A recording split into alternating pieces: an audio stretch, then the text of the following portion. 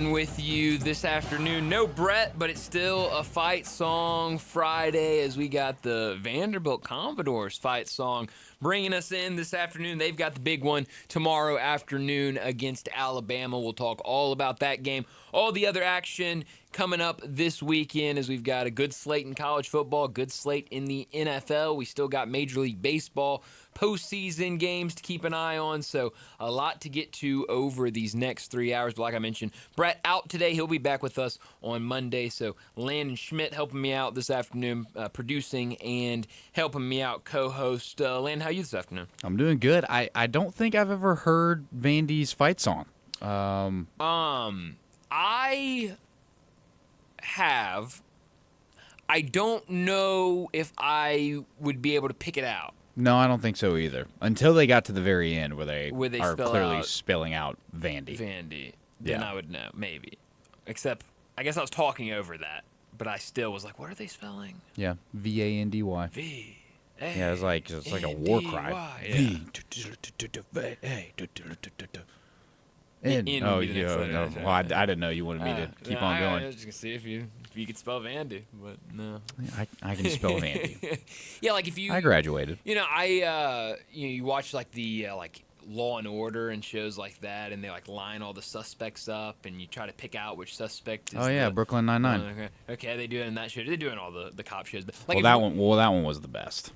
It's a good show. I'll agree. Do you know with what I'm that. referring to? Brooklyn Nine-Nine? Yeah. Oh yeah, where When they they start singing. Yeah, I yeah, Want yeah. It That Way, yeah. Yeah, I forgot about that. It's one of the greatest intros of all time. It is a good scene. But like if you did like a lineup of fight songs, like I don't know if I could be like, that's the Vanderbilt song. No, I wouldn't either. But it's a good song. Like, I mean, it's not It's bad. good, go Commodores. bad, yeah. Should be a good game, and No, it should be. we'll have Brett with us at 5:30 today. We will, yeah. Brett's gonna stop in and do Friday football forecast. We gotta make picks picks with with us. So them. yeah, we gotta even when someone's away, we gotta find the time to get those picks in. So he's gonna be nice enough to join us, I believe, just for that segment this afternoon. So we'll hear from Brett a little bit at 5:30. But very busy show today. We're gonna talk a lot about these games. We'll get picks, all the usuals. Alan Bell, Bruce Marshall, Brad Bellamy.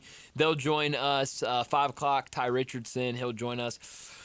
A lot to talk about with Ty. Obviously, the really bad loss to Notre Dame on Saturday, and then now the firing of Sam Pittman. So we will talk about all of that, guys that he's keeping an eye on, guys that he thinks should be at the top of the list. So a lot to get to over these next 3 hours. Landon, we did have Thursday night football last night, and I think to a lot of people's surprise, San Francisco 49ers, they win the game in overtime. The Rams needed a field goal, a last-second field goal, just to force overtime.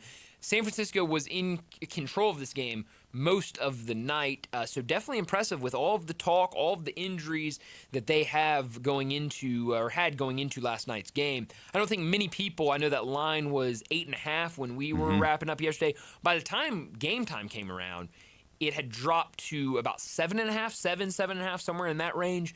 But I think a lot of people thought that the Rams would cover that at home. The Rams have been playing well this year, but it was the San Francisco 49ers and Mac Jones who get the big win last night. Yeah, I think a lot of people, like you were saying, were expecting the Rams to just run away with that game, especially because it seems like the Rams are clicking on all cylinders. Like I believe it was you, maybe John, probably a lot of people mentioned how close that Rams game was with the Eagles. No, it was this morning with Greg and Eli. I can't remember who their guest was that they had near the end of the show, but saying how that was a really close game up until the fourth quarter. And, Matt Stafford looks timeless, has I think he has over 1,000 yards passing already on the season. Puka Nacua looks really good. Devontae Adams, a touchdown machine. Kyron Williams, yet to eclipse 100 yards rushing game, but still looking like a really good locomotive for this Rams team. So I think a lot of people expected that. But one of the other things that I think we forgot to mention was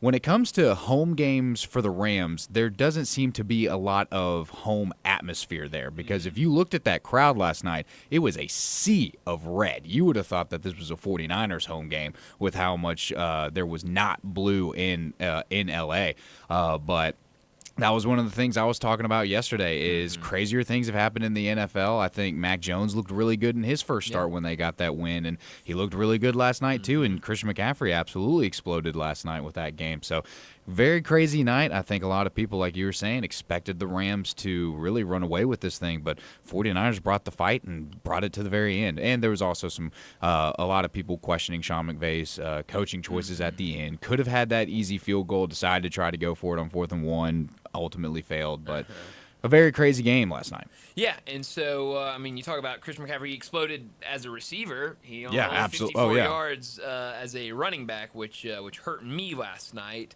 for gambling purposes. But I wanted to give the 49ers credit to begin with because of course, all those injuries, everything that they overcame last night on the road, impressive win. Yeah. At the same time, I think last night's game was more about the mistakes with the Rams than what San Francisco did. You go and look at just those miscues last night in that game. Fumbled in field goal range in the second quarter. That's at least 3 points. By Kyron. You're exactly right. Missed field goal in the third quarter. So that's another at least 3 points. So, I mean, that was 3 points. Yeah. So that is 6 points at least that you have off the board. A blocked extra point in either third or fourth quarter, that's another point, so that's 7 points. And then they fumbled at the goal line, which, if they had been able to get it in there, maybe they had gotten stopped, who knows. But if you are able to get that in instead of fumbling, that's another 7 points. So there's a chance out there that they left 14 points out on the field last night. Left it up for grabs. And ultimately had to have the big field goal at the end of the game just to force overtime. So, yes, I give San Francisco credit, but it was not a clean game at all by the Rams, and a big reason why they were in that hole, needed to kick that field goal to send into overtime. And then once overtime started, San Francisco, they took control of that. But, yeah, you mentioned Mac Jones, 342 yards, 2 touchdowns for him. Looked sharp out there, and, I think it goes back to it. That system that Kyle Shanahan has, it is very quarterback friendly. I was listening to, I forgot who I heard say this earlier today, but they were talking about the system and how it is really quarterback friendly because it is not a lot of shots way downfield. You'll get a shot every now and then downfield, but it's a lot of kind of more short yardage passes, and so it kind of builds that confidence for the quarterback, and I think that's what you're seeing here with Mac Jones. You mentioned it, that first game against New Orleans, and that was a game that everyone was like, oh man, this New Orleans team is really bad, but Mac Jones is starting for San Francisco, so who really knows what happens out there, and he goes out there, has nearly 300 yards, 3 touchdowns against the Saints. The next week's 284 yards against the Cardinals, and last night another road game against the Rams, 342 yards. So getting close in 3 games. I mean, 905 yards in 3 games. That's pretty impressive for Mac Jones. So I think San Francisco, I think we all were sitting there going, oh man, Brock Purdy goes down, and now all these other injuries. What will the San Francisco team look like? I know Darian, our friend Darian, has been giving it to John when John does his high five and ranking his 5 teams about not putting San Francisco in there. And then, he was talking about it a lot last week. And then the 49ers go out there and lose their first game against the Jaguars. And so he came in this week. He's like, yeah, well, you missed your opportunity to rank the 49ers. But here they are again with a win. And, I don't think, these next couple games will be tough. On the road against the Buccaneers will be tough. Even at home against the Falcons, I think won't be an easy game. Then you got at the Texans, which road game, but Texans have been pretty disappointing so far this season. Not a very good look for them thus far. Yeah, so I mean, you're talking about right now 4-1, and we could be talking about when we get into November, this team could be still in a really good spot, as these guys start returning from injury. Yeah, and like you were saying, I mean, Mac has been looking really good with this 49ers team, and what attributed to that loss against the Jaguars was Purdy throwing 3 interceptions in that game.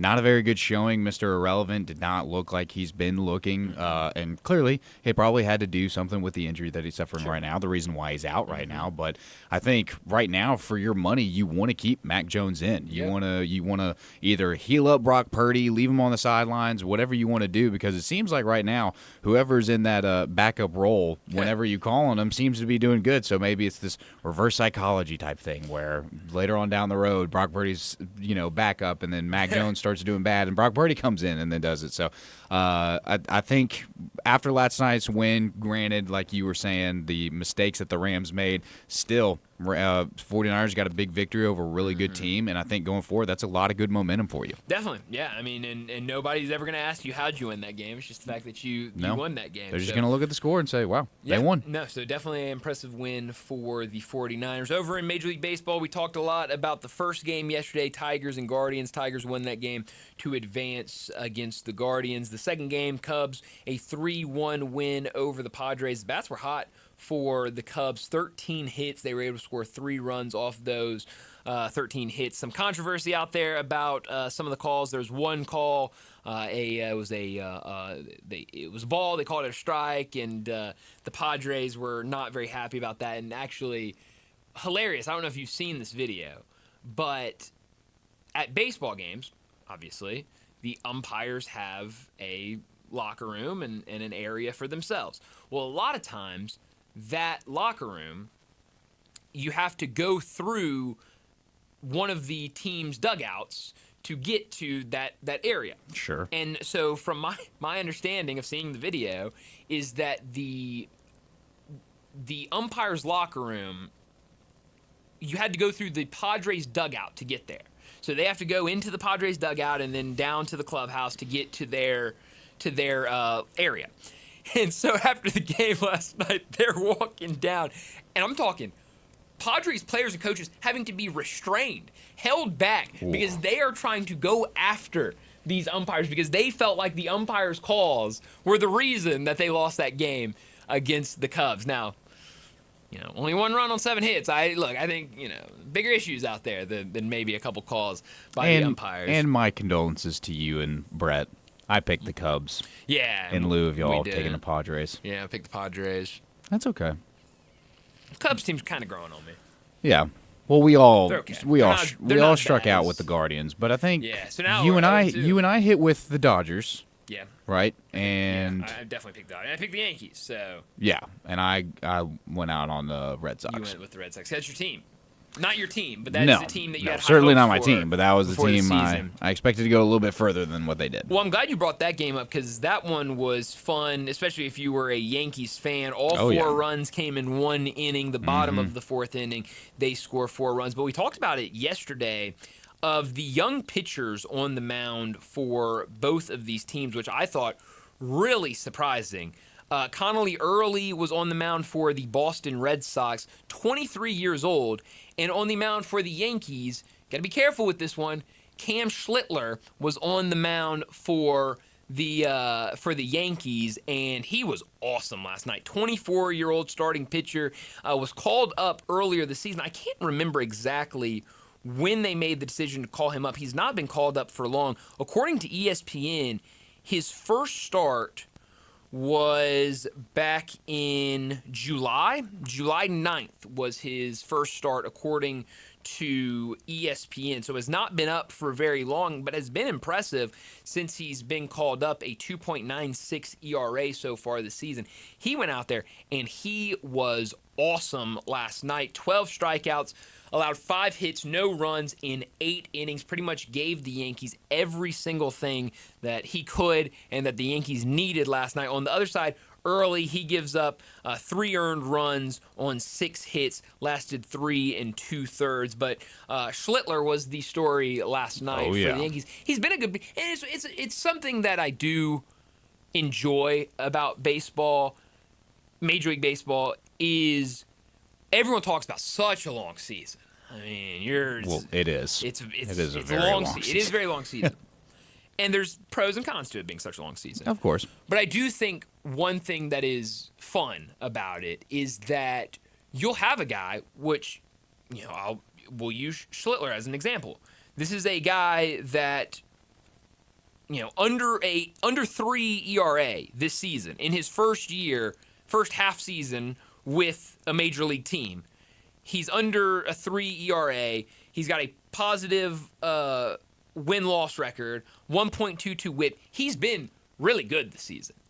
But it's the thing that nobody's paying attention every single night. No, he was not a headline. No, nobody was like, oh man, look out for this guy. Look out for this guy tonight. He's been good this year. it was kind of like, ooh, a couple young guys on the mound. Let's see what they can do. Mm-hmm. And so for him to go out there in that moment and have that type of performance, and now everyone's talking about him. I mean, it's become like the joke of the day of, look at this guy's last name. Like, that's a rough last name. Be careful when you say it. It's a good conversation starter. But he was also really good last night. Yeah, absolutely. It's like this guy's been good all season, but that's one of the cool things of, like, these guys can kind of have that moment. Oh, yeah. And if they are able to go out and do, like what he did last night, you get people talking about him. So really cool. It is unfortunate, though, that he is a Yankee. But Yankees advance, and they'll go on to play the Blue Jays tomorrow afternoon, 3 o'clock on Fox. We'll talk about it a little bit more, I'm sure, a little bit throughout the day. We're not going to have much time for baseball It'll talk be sprinkled, today, sure. but I'm sure we'll try to sprinkle it in there. We'll definitely have to ask Brad Bellamy about his Detroit Tigers. Now, he's a big Detroit Tigers fan, so we'll ask him about what he thought of that wild card win over the Guardians, what he expects against the Mariners. I won't tell him that I'm a Mariners guy. Well, I think we shouldn't tell him that this entire show is rooting for the Mariners. Yeah, we are a Mariners show. I like the are. sound of that. But we got a really busy show today, so let me set it up before we get to top and not top story of the day. 3:30, Alan Bell from Driving the Line.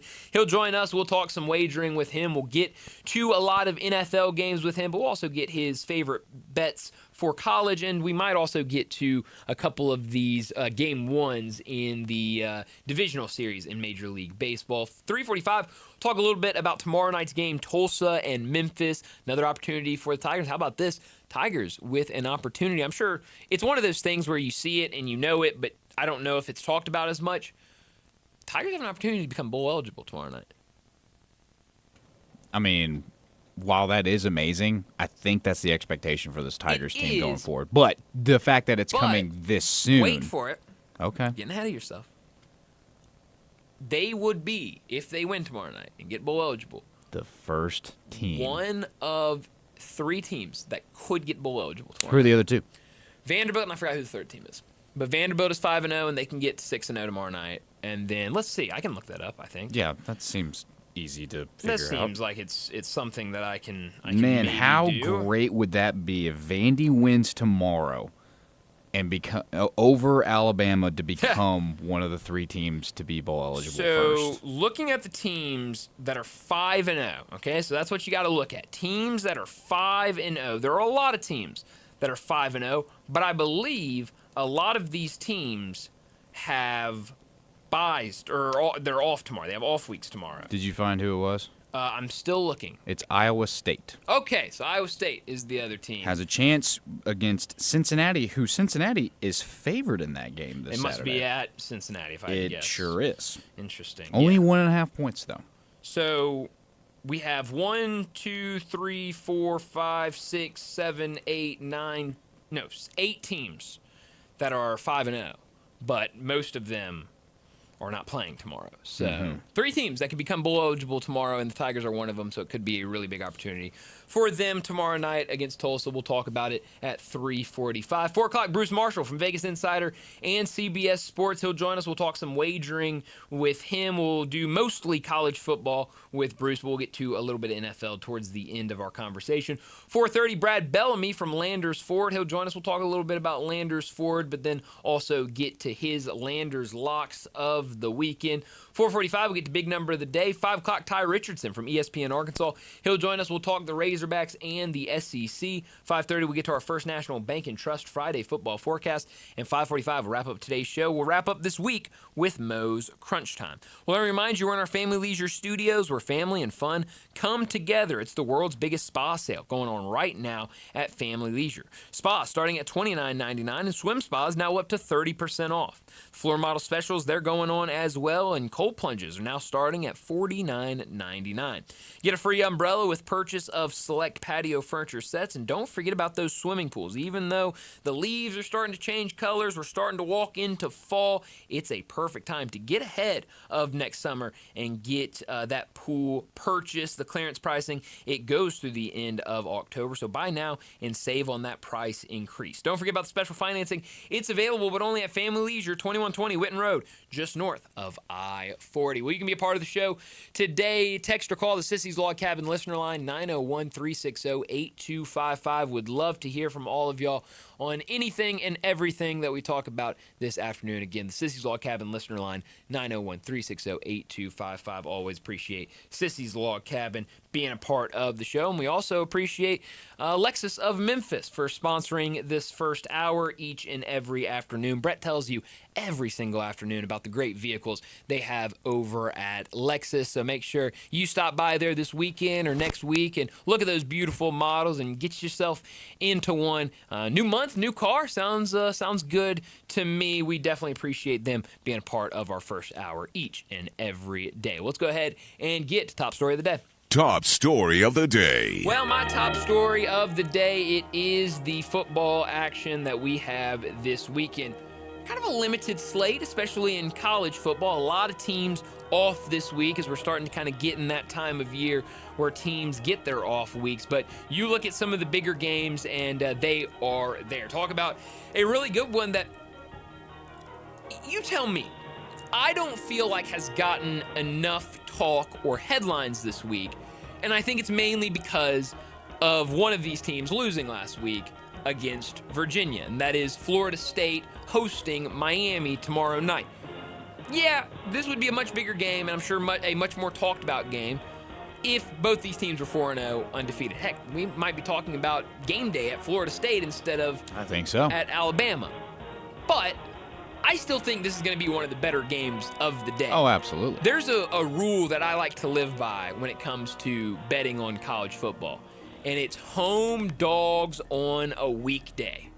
For whatever reason, they cash a lot of times. I don't know the percentage or anything there. I'm sure John would. Start paying attention to it. It's something about you've got a Thursday night game, a Friday night game. We're starting to get these, here in a couple weeks, we'll get the Tuesday, Wednesday games. But something about, some students like to go out or go home on the weekends, do different things on the weekends, but a Thursday night, a Friday night, nothing better to do. Go to the football game. Everyone's there, even some of the people that wouldn't usually go on a Saturday. It just creates a really good environment, and home teams that are dogs have a tendency to cover. So I was not surprised last week when Virginia won that game. I was a little surprised maybe that they won the game, but not in the fact that they covered that game.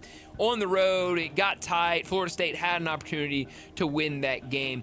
So I don't want to say, they lost to Virginia, now this is going to be an awful game against Miami. I think it's going to be a great game. Miami on the road. We talked about it before the season started, where Miami's kind of living in this bubble right now, where most of their games are at home. I think, is this their first true road game and they season? Still don't leave Florida. And that doesn't happen until what, like late November? Yeah, I think they get like a couple of actual road games, but until middle of November, they don't leave the state of Florida. So this is at least a little different from playing in your backyard in Miami, but still it is going to be I think a tough environment for them. I think that's going to be a good game. You've got Texas at Florida. I know Florida is in rough shape right now, but a road game for Texas, a Texas team that's beaten up on a lot of bad teams, and then Vanderbilt and Alabama. We know Memphis will host Tulsa for an opportunity to make it 6-0. I think a really fun Saturday tomorrow. Yeah, it definitely will be. Well, real quickly, my top story, the quarter season awards for the NFL are finally upon us. Oh. Did you know that?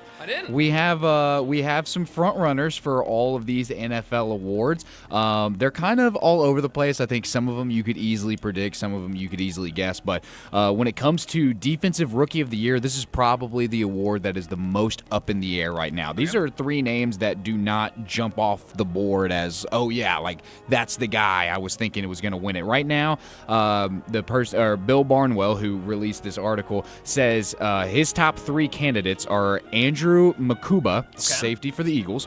Number 2, Upton Stout, cornerback for the 49ers. Apparently he's been doing really well. And his number 1 favorite right now is Carson Schwessinger. Yes. Linebacker for the Browns. Yeah. Now, not a lot of stellar stats for these guys. Granted, they are rookies coming into the defensive year, but those are his top 3. Offensive Rookie of the Year, number 3 right now. He is Gray Zabel, guard for the Seahawks right now. Looking really, really good. Emeka Egbuka, the guy has been all over the place, doing really, really good. For my money, that's my favorite, but he has number 1, and he has a lot of good stats to back it up. Is Tyler Warren, tight end for the Colts from Penn State. Statistically speaking, as a pass catcher, he has outshined all the other people on this list so far, so he looks really, really good.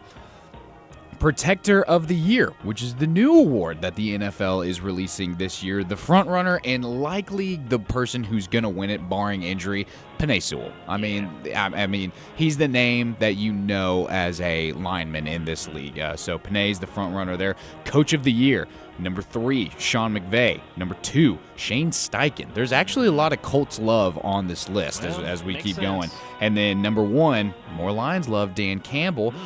Defensive Player of the Year. I'm going to be honest, because I'm a fan of this team. Big fan. But number 3, he has Jeffrey Simmons, and I'm not entirely sure why. Last week, he did play really, really good, got a great sack in that game, but he's kind of been playing under the radar. He's got a lot of good stats. He is a superstar caliber player.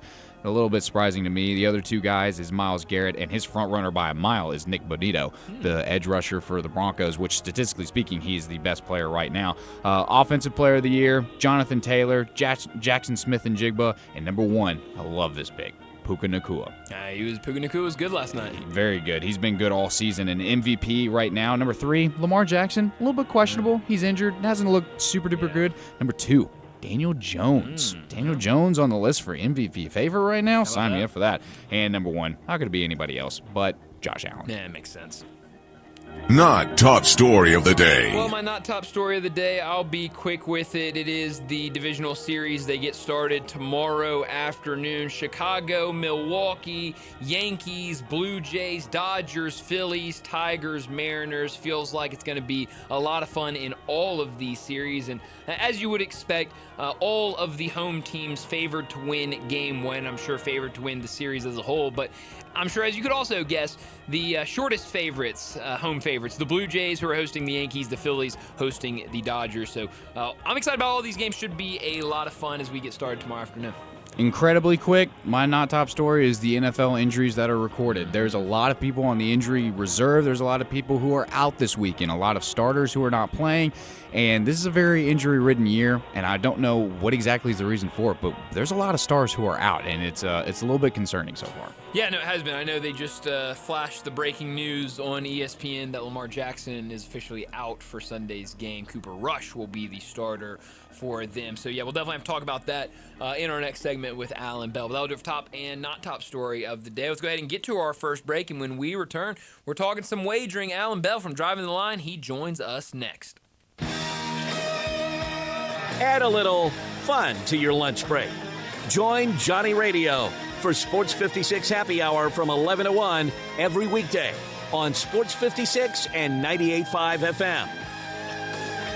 The next time you are having a business meeting and you get to choose the restaurant, here's an idea. Choose Sunrise. Sunrise on Jefferson and Sunrise East on Poplar are the perfect locations for a relaxed conversation about work issues. Going to some chain restaurant where it's too loud and the servers aren't focused completely on giving you and your coworkers perfect service is just going to make a meeting more complicated. But if you meet at either Sunrise location, you can rely on a comfortable atmosphere with terrific service and, as an added bonus, great food served fresh and fast. Finding great candidates to hire can be like, well, trying to find a needle in a haystack, but not with ZipRecruiter. Its powerful technology actively finds and invites qualified candidates to apply to your job. So while other companies might deliver a lot of hay, ZipRecruiter finds you the needle in the haystack. See why 4 out of 5 employers who post a job on ZipRecruiter get a quality candidate within the first day. Try ZipRecruiter for free at ZipRecruiter.com/free. That's ZipRecruiter.com/free. Hi, this is Troy Fiveash, owner of Fiveash Roof Services. Do you know what Penny Hardaway and I have in common?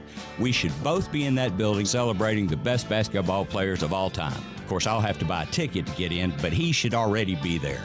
But seriously, we both surround ourselves with the best people we can find. We work hard to achieve our goals, and we are both among the best in our respective fields. At Fiveash, we can't win titles or get national awards, but what we can and do strive to do is give 100% of ourselves to give you the best product possible and one you can be proud of. So if you need a roof, siding, or gutters, give us a call at 901-367-0050, and we will do everything we can to provide you the best of everything. Fiveash Roofing. Fair, honest, and ethical. 367-0050 or memphisroofer.com. 367-0050 or memphisroofer.com. Fiveash Roofing. what to do. We're here for you.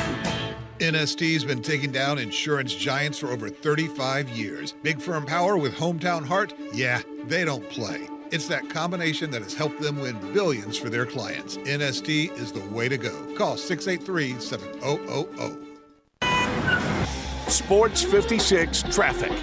It's starting to pick up pretty good over here at times on 240 up by Poplar as you get on 240 there onto 385 Billmore's Parkway. If you're headed outbound right now, the next few minutes moving right now out towards Collierville. We've had TDOT busy today with a couple of problems. They were moving some stalled vehicles earlier on I-40 around White Station. Hey, Weimer's Jewelry is your full-service family-owned jewelry store right here in the Memphis area. Stop by 7525 Highway 64 this weekend. That's Weimer's Jewelry. I'm Commander Chuck with your on-time traffic.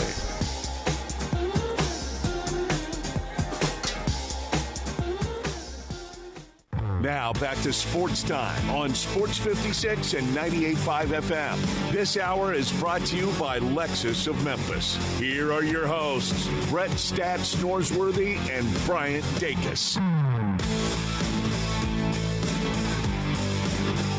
Welcome back into Sports Time. Brian Landon with you. No Brett this afternoon. He'll be back with us on Monday. But joining us now to talk some wagering from driving the line, Alan Bell joins us now. Alan, thanks so much for joining us. We're going to get to a lot of these NFL games in just a second. But what did you make last night of the 49ers and their win over the Rams? I think a lot of people thought that not only the Rams would win that game, but the Rams would cover that game. What did you make of the 49ers going in there and just outright winning? Yeah, man. First off, appreciate having me back, buddy. And, you know, got to give just so much credit to San Francisco. I mean, they played really a perfect game, man. Mac Jones was playing out of his mind last night. And, yeah, that was a game the Rams probably should have won. And, buddy, in the NFL division, games count twice. So that's a big win for San Francisco, man. Credit to them. Yeah, it absolutely was. And, you know, we talked about it earlier. What the San Francisco 49ers have done, regardless of injuries, we've seen Mac Jones in there a couple times this year. You mentioned, I mean, to go out there and have 342 yards, 2 touchdowns, no interceptions, playing on the road, playing against a divisional foe. I mean, it is really impressive what Kyle Shanahan can do with quarterbacks out there. Oh, yeah. I mean, the guy's just – he's a football coach, man. This guy knows what he's doing. It's in his blood, literally, you know. And shout out to 49ers fans last night. They took over Los Angeles, buddy. That place was red and gold, man, throughout. Yeah, hey, Alan, sticking with the NFL, you know, my team is the Titans, and right now we are in just a complete and utter disarray. I don't know what is going on with us right now. So I kind of have a two-parter question for you. The first one is, what would you say is the number one biggest problem with this Titans team right now? So the biggest question I would say is a lack of talent. Honestly, and I mean that not only on the field, but the coaching staff as well. And I'm not a guy taking a shot at Brian Callahan. I like Brian Callahan. I just don't know if he's got it. You know what I mean? Like, I just don't know. And they're probably going to look elsewhere after this season, if not during the season, if they can't score, because it's just getting out of control.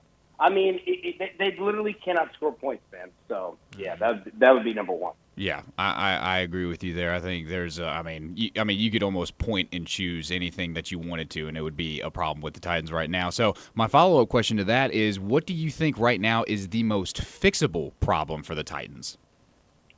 Yeah, you know, I think that when you here's the good thing. When you have so many problems in life, you know what? You can't tackle them all. Just start small. You know what I mean? Like we saw in the preseason. Let's just go out and put together a drive, a touchdown drive. And I mean that not only towards Cam Ward, and look, I have very few negatives to say about Cam Ward. The guy's trying. He ain't got much to work with. But from the coaching staff to the players, to the offensive line, wide receivers, dude, just do the job in front of you. If you're set to block on that play, block. You know what I mean? Block. And if you can, grab somebody, not grab, but block somebody else. Like, just one drive, and then let's go from there. You know what I mean? Like, you got so many problems, dude. Let's just fix one simple one right in front of us. Let's just get a touchdown drive and then get better from there. Yeah, no, absolutely. Well, speaking of the Titans, let's get to some of these games on Sunday, and let's start with the Titans on the road against the Cardinals. The Cardinals, a 7.5-point favorite. The total 41.5.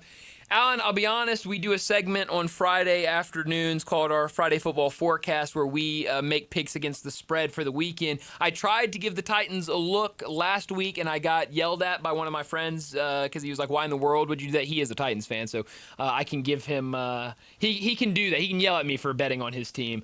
But I've gotten to the point now, Alan, where I think I'm just fading the Titans until they show me different.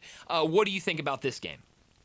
That's a man that's going to be collecting money this weekend. Yeah, dude. Look, man, like, I like the Titans too. You know what I mean? Like, but yeah, I mean, there's no reason to be betting on them. And Arizona not playing great, but not playing bad either. They've got a lot of room to grow.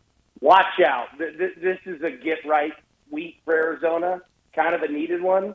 Yeah, they might pile it on a bit. Yeah, I think you're right with that one. So you like Arizona minus that 7.5 here against the Titans. We just saw the news earlier, probably 10, 15 minutes ago, that Lamar Jackson will be out this weekend for the Ravens. This Ravens team has already kind of been a mess. They've played a tough schedule, but that defense has been pretty bad. Now they have a handful of injuries to their starters. Right now, the Houston Texans, who just picked up their first win of the season last week, Houston's a 1.5-point favorite on the road. The total 40.5 against the Ravens. What do you like here? Give me the Ravens. Look, I know that Lamar Jackson is out, but I don't believe in Houston. No. You know, like, yeah, they beat up on Tennessee, but I've seen the other 3 games that they had, and it didn't look very well. Look, man, Baltimore's obviously reeling, but they're better than Houston, I think, even without Lamar Jackson. And they're at home, too? Is this correct? Yeah, the Ravens are at home, yeah. Yeah, exactly. Look, Derrick Henry needs a get-right game, and this could be it for him. If you're going to give me Baltimore at home with points against Houston, I'll take Baltimore, Lamar Jackson or not. Yeah, I'm with you. Let's get to my team. I'm wearing my Dallas Cowboys hat today. They're on the road against the New York Jets. I'll be honest, Alan, if you ask me, the Cowboys won the tie last week against the Packers. I was impressed with what I saw from them, but now they're on the road against the winless Jets. Dallas, a 1.5-point favorite, total 48.5 over the Jets. What do you like here? Take the over. I mean, look, the only way for the Cowboys to win is to score. And I'm with you. They absolutely won that tie, and vibes are good in Dallas. Mm-hmm. I like where this team is going. Yeah, they're not perfect, but they know that they're not perfect, and I'm good with that. We can work with that. You know what I mean? So, yeah, and the Jets to score some. Just take points, man. Yeah. Dallas Cowboys games are absolutely fun. They're just track meets. Oh, yeah. I mean, heck, when you have a tie where the total is 80 between the two teams, that is nuts in the NFL. The Colts have been one of the stories of the season with how they've started the year. They're 3-1 now. They're at home against the Raiders. Right now, Colts a 6.5-point favorite. The total 47.5. What do you like here? Yeah, man. Look, I like where the Raiders are going, but the Colts are playing excellent football. As long as that number is under 7, take the Colts. And if you're looking for props, Jonathan Taylor running the football for Indianapolis, he's going to run it all day long on this Raiders team. They're not where they want to be yet, but I like where they're going. But this week ain't it for them. Take the Colts. So when you talk about those Jonathan Taylor rushing props, what kind of sticks out to you? Is it yards to go over? Is it attempts? Is it just kind of everything rushing wise with him? What are you kind of targeting when you talk about those Jonathan Taylor props? Rushing attempts, right? Now, I don't hate yardage, right? I don't hate really any kind of style that you want to get down, but rushing attempts, because more times than not, Indy's going to be playing from ahead. And they're going to be running the football left and right, man. Definitely. So, yeah, I like rushing. Last week, Jackson Dart got his first NFL start, got his first NFL win. This week, the Giants on the road against the Saints and New Orleans. Winless as they are a 2.5-point favorite Sunday against the Giants, total 41.5. What do you like in this one? Give me the Giants. Look, Jackson Dart coming from Ole Miss, Mississippi, and Louisiana are interchangeable. You know what I mean? Mm-hmm. Like Tennessee and Mississippi, or Tennessee and Kentucky. Like, Jackson Dart's playing in front of people that like him, a home crowd. You know what I mean? He's played down there before. Mm-hmm. He ain't worried about it. And nothing tells me that the Saints need to be getting points here.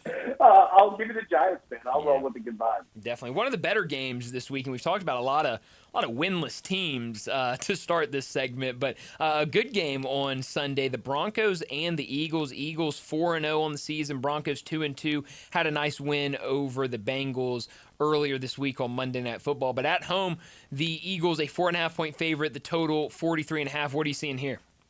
I like the under in this game. The Broncos are literally trying to become the Eagles, right? Like they want to suffocate you with defense. What they did against the Bengals, that's what the Broncos want to be, and that's exactly the Eagles. And I think that they're going to give them a game. I like the under. I think that you're going to see a lot of time of possession that probably ends in a field goal on both sides. I want to get to two more NFL games, then we'll hop over to college. Let's go early in the morning over in England. Vikings and Browns. We know the Browns have made a change. Dylan Gabriel will be the starting quarterback for them. Carson Wentz still starting for the Vikings. Right now, Minnesota, a 3.5-point favorite. Now, they have been over there. They played last week in Ireland. They stayed overseas for the week to now play in England. They're a 3.5-point favorite. The total 36.5. What do you like bright and early Sunday morning? Yeah, I mean, you just nailed it right there. The Vikings have been over there. They played there last week against the Steelers, right? And didn't play too bad. I mean, they didn't play great, but yeah, man, like that's what happens when you travel across the world. And yeah, they don't have to deal with that this week, but their opponent does. Give me the Vikings, man. I think the Vikings are in a great spot. And Dylan Gabriel, you know, I was thinking, thanks for the opportunity, but I've got to do it in another country. Yeah. After a long flight and in a different country. Yeah, thanks so much. Thanks, bro. Appreciate it. Last NFL game I want to get to, Buccaneers and Seahawks. These are 3-1 teams. They play Sunday afternoon right now. Seattle, a 4.5-point favorite. The total at 44.5. What do you like in this one? I love the over. Both of these teams are going to score points, man. And they're going to do it quickly, right? The Seahawks, they get to work. The Bucs, they get to work. Take the over this game. You'll have points on both sides. Quickly, in college football, what are your favorite bets for tomorrow? Yeah, I like Penn State. Big number in the 40s, but UCLA, they are toast. I also like Georgia on the bounce back against Kentucky. And then finally, look, Vanderbilt, love what they're doing. This week ain't it. Alabama's playing good football. Yeah, give me Alabama with the points. Yeah. I like it. And then anything you like tomorrow in Game 1 of the divisional series in Major League Baseball? Yeah, I'll tell you what. Take unders in the games, man. You're going to see outstanding pitching, and you're going to see wind blowing against you, and it's getting colder. So you're going to see totals of 7. Be careful. Take unders in those games. I like it. I like it a lot. Alan, as always, thanks so much for joining us. Good luck this weekend, and we'll talk to you again Friday afternoon. Look forward to it, boys. You have a good one. Thank you. Thanks, Alan. Alan Bell from Driving the Line joining us like he does every single Friday to talk some wagering. Getting a lot of plays from him, a lot in the NFL. We'll focus more on the college side of things at 4 o'clock when Bruce Marshall joins us, but did get some college plays from him, and he likes unders tomorrow in Major League Baseball. I was watching Driving the Line earlier this week when we had the wild card starting. And one thing that I noticed watching day to day for him is he was all about the unders on Tuesday when we had the first games. And he kind of said, you know, you're looking at this and it's a lot of studs on the mound. It's a lot of those aces on the mounds. And then the next day he got on there and he said, I like overs today. And I think I don't know if he was asked about it or if he just brought it up, but he said that yesterday he had liked unders, today he likes overs, and he compared it a little bit to college baseball, where they throw out their ace on a Friday night, and so it's going to be probably low scoring. When you get those, good college, SEC teams against each other, it's usually low scoring because you have the aces. And then you get to Saturday and kind of the mindset of, oh man, they didn't score any runs last night. That's going to be kind of the same thing today. But you don't have your ace on the mound for that game, so you get those overs out there. So he likes the unders. And looking at some of these starters that have been named for tomorrow afternoon, you've got some pretty good starters out there. You look at these teams that are just getting started. A lot of those teams are throwing their better pitchers. You see Freddie Peralta out there, Gaussman for the Blue Jays, Christopher Sanchez for the Phillies, George Kirby for the Mariners. Those are their better pitchers. And you got Shohei Ohtani on the mound for the Dodgers, who has been pretty good for them as of late. Hadn't gone super long. I think, what was it? couple weeks ago when he went 5 innings of hitless ball, and then they pulled him to try to save his arm, and then that bullpen gave up a bunch of runs, and I think they lost that game, if I remember correctly. So I'm excited for tomorrow. I'm looking forward to these games. But right now, we need to get to another break, and when we return, we're going to talk about tomorrow night's game for the Memphis Tigers as they host Tulsa, an opportunity for them to stay undefeated, move to 6-0 on the season. We'll preview that matchup next on Sportstime. Sports 56 and 98.5 FM. Available locally on your radio dial as well as around the world online at sports56whbq.com. Take us with you everywhere by downloading the Sports 56 app. And at home, just say, Alexa, play Sports 56. Wherever you are, it's easy to stay tuned to Sports 56 and 98.5 FM. Step up your wings game at East Coast Wings and Grill. With over 60 wing flavors and 7 heat indexes, do you have what it takes to turn the heat on your wings up to insanity? East Coast Wings and Grill is family friendly with a large variety menu to satisfy the whole bunch. Sign up today for their loyalty program and taste the rewards. For every $1 you spend, you collect a point. Earn 100 points and receive a $5 reward. Next to Lowe's off Highway 64 in Bartlett, come try America's best wings at East Coast Wings and Grill. Find what you love what you find. A Total Wine and More. There's so much waiting for you. Spirits and beer, thousands of wines. Walk right through the door. It's all here to explore. With guides in the know and prices so low, it just might blow your mind. You're gonna find what you love and love what you find. Drink responsibly, B21. Memphis football is back in action Saturday, October 4th as the Tigers take on the Tulsa Golden Hurricane. Kickoff is at 7 o'clock at Simmons Bank Liberty Stadium. It's Wrestling Day in our annual breast cancer awareness game, with the first 5,000 fans receiving a special pink rally towel in support of the D'Angelo Williams Foundation. Plus, enjoy the Tiger Walk and stick around for a live wrestling match on Tiger Lane. Be all in and grab your tickets now at gotigersgo.com/tickets.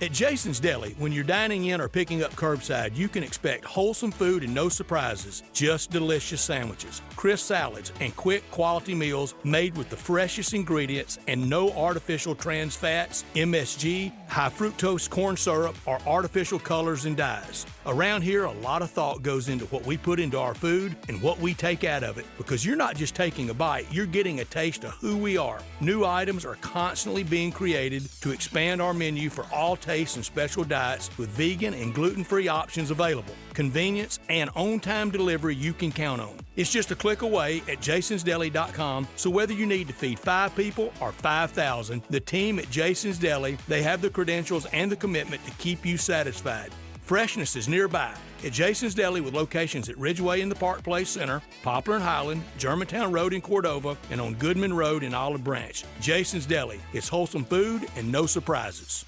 I'm Gary York. I'm the service director at Lexus in Memphis. Our service department wants to be more than just a place where you get your oil changed. We do glass repair, windshield replacement, recalibration of your camera and sonar systems, even wheel repair, tire replacement, all the things you would expect from a luxury automotive dealer. Please check out our website. You can schedule your appointment, check out our specials, hours of operation, or if you'd like to do it in person, please reach out to one of our associates at 901-271-5199. Progressive knows there are 2 things RV owners love: to travel and relax. And they like to take both nice and slow. Just like this commercial. And what's more relaxing than the peace of mind knowing their RV is protected by Progressive? Now here comes the fast part. Progressive Casualty Insurance Company and Affiliates. Now back to Sports Time on Sports 56 and 98.5 FM. This hour is brought to you by Lexus of Memphis. Here are your hosts, Brett Stats Norsworthy and Bryant Dacus.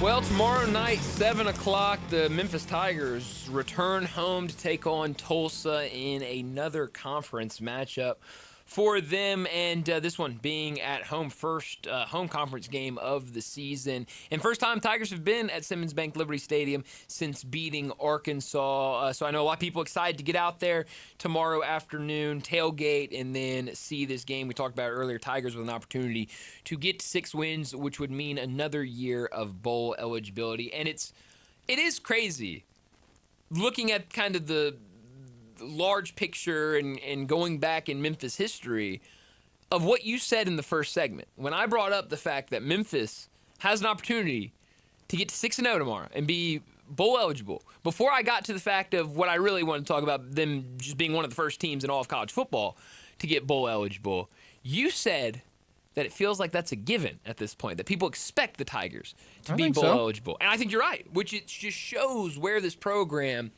has gone, where they've gotten to, because it really wasn't in the grand scale of college football. It was not that long ago when this program was just hoping to get to a bowl game. Oh, yeah.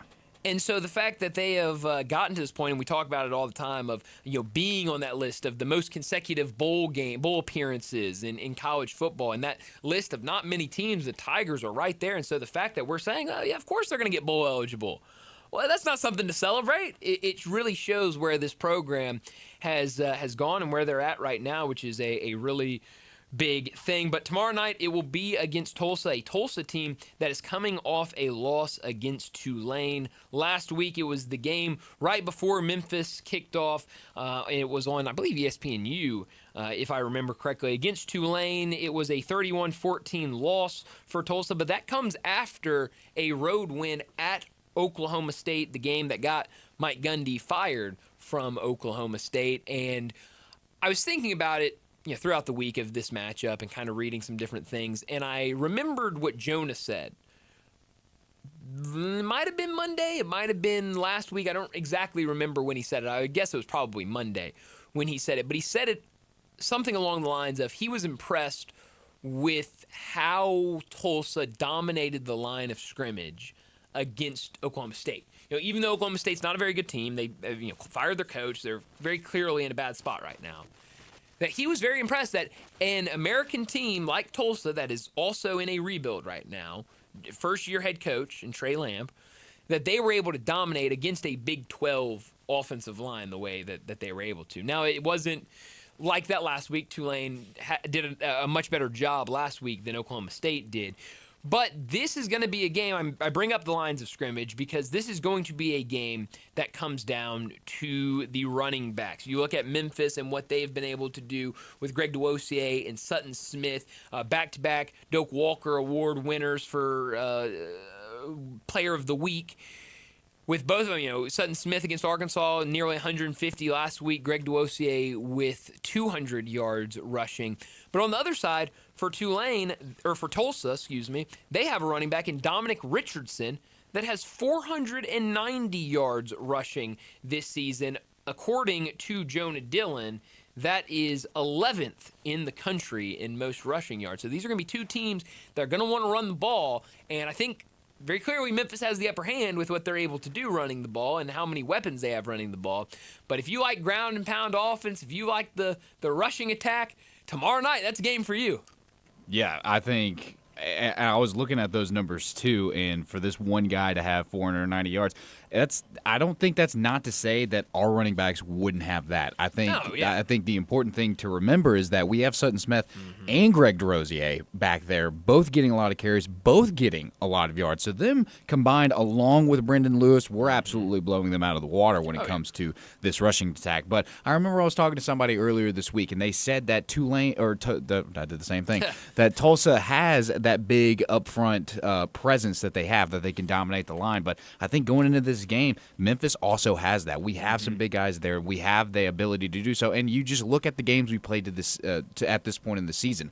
I don't think you get to these rushing numbers at this point in the season by happenstance. I don't think that kind of stuff happens. So I think right now, especially for where Memphis is at and where Tulsa is at, I know the line is pretty big, but I mean, even if Memphis does what they did last week against Florida Atlantic and runs away with this late in the fourth quarter, I still expect a lot of fireworks to come from this Memphis team. Yeah, and you're exactly right with and it's something that I'm glad you brought up because I was going to bring up, and I think we talked about it with Greg yesterday. We might have talked about it earlier in the week with Jonah and some of our other guests, but it's going to be really hard for just about anybody in this conference to stop what Memphis is going to do offensively because we've just seen it the last 2 weeks where you've got a guy like Sutton Smith that can run for nearly 150 yards against an SEC team, and then the very next week against a conference opponent, you've got a completely different running back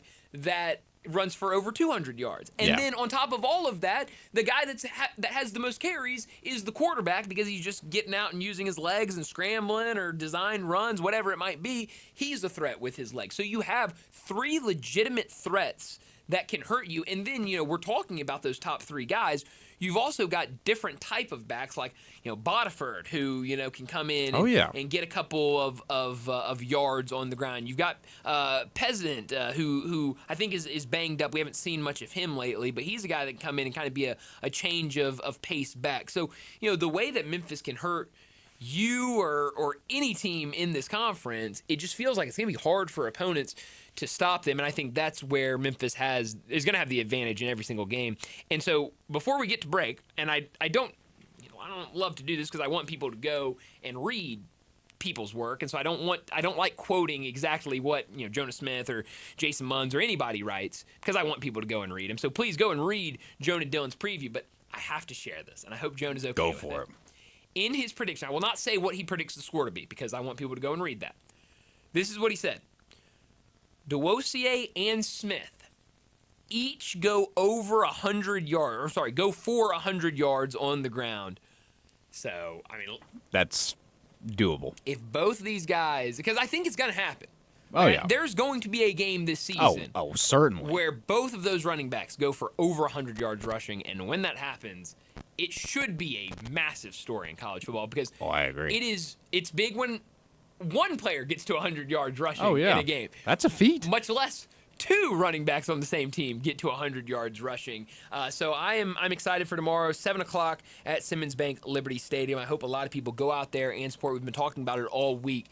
Great crowd for the Arkansas game. Let's get back out there and do it again in these conference games against Tulsa and support this team. I mean, they have shown that they are playing at a very high level, so go out and support these teams this weekend. Before we get to a break, I got to remind you, perfect time this weekend to get down to Frontier Western Store. Family owned and operated since 1967, Frontier Western is your one-stop shop for all the biggest brands in Western wear.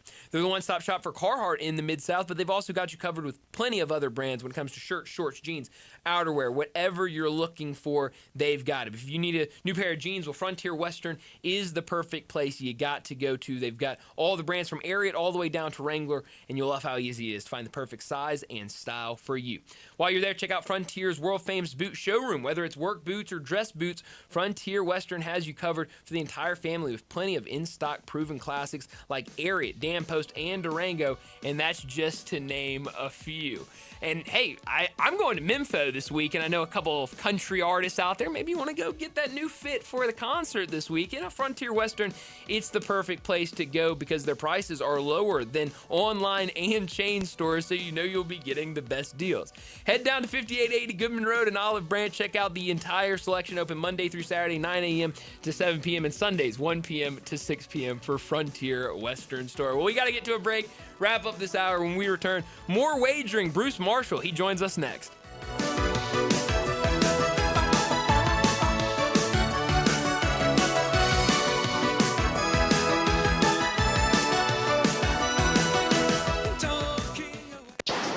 Not only can you listen to your favorite shows on Sports 56, you can also watch video of the shows live on Twitter and YouTube. Watch and listen every day at Sports 56 WHBQ. Hi, this is Troy Fiveash, owner of Fiveash Roof Services. I wanted to take a minute and discuss advertising with you. There are so many websites that list the best service provider in your area. Even the BBB has an accredited list. You know the one thing they all have in common? A company like mine has to pay to get on that list. So that begs the question, can those lists be trusted? You know what can be trusted? History. We've been around for almost 30 years providing customers with the best service and the best products that we possibly can. So if you need a roof, siding, or gutters, give us a call. We'll come talk to you and let you decide for yourself whether or not we know what we're talking about. 5 Roof Services.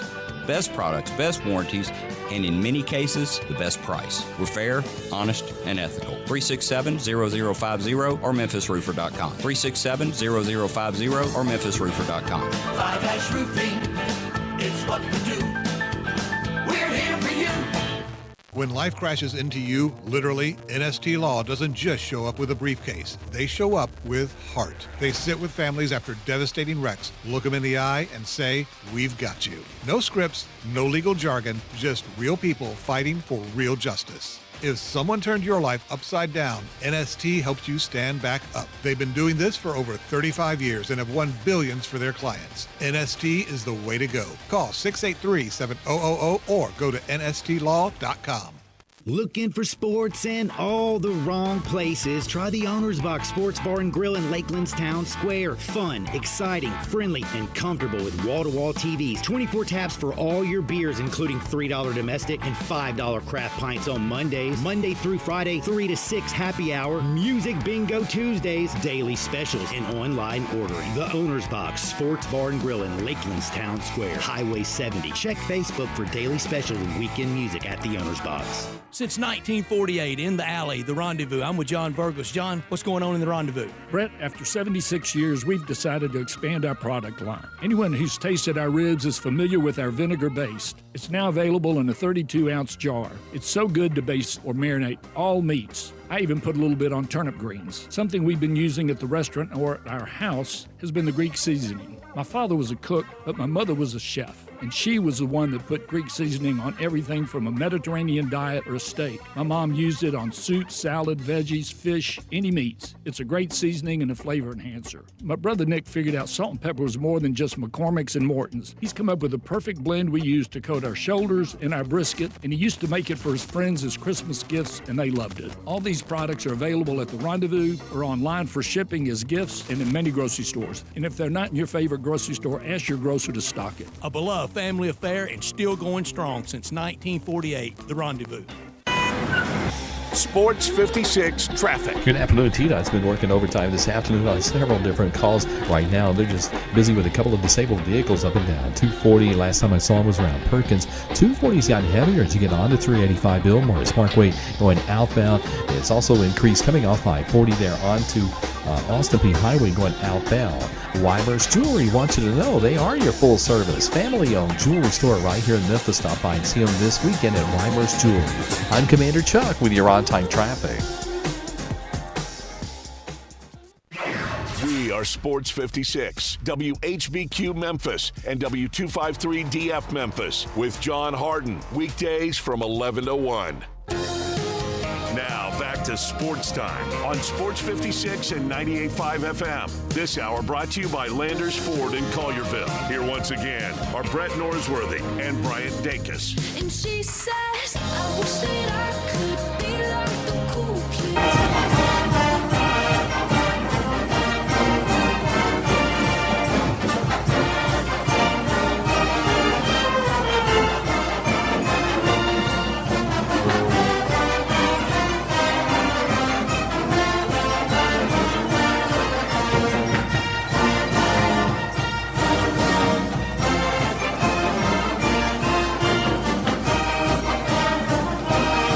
Sports Time. It's a fight song Friday, and Vanderbilt bringing us in for the first 2 hours. N D Y. Okay, I hear it this time. They're spelling out Vanderbilt. Yeah, there it was. There it is. Well, it's a big game for Vanderbilt. We will get Bruce Marshall's thoughts on that game. So let's not waste any more time. Let's go ahead and get to some wagering with Bruce Marshall. Joining the guys every Friday is college football historian and Vegas legend Bruce Marshall from Vegas Insiders, CBS Sports, and his own website, bamsports.net. With over 30 years on Memphis radio, with handicapping and sports talk, here's Bruce Marshall with Bryant and Brett.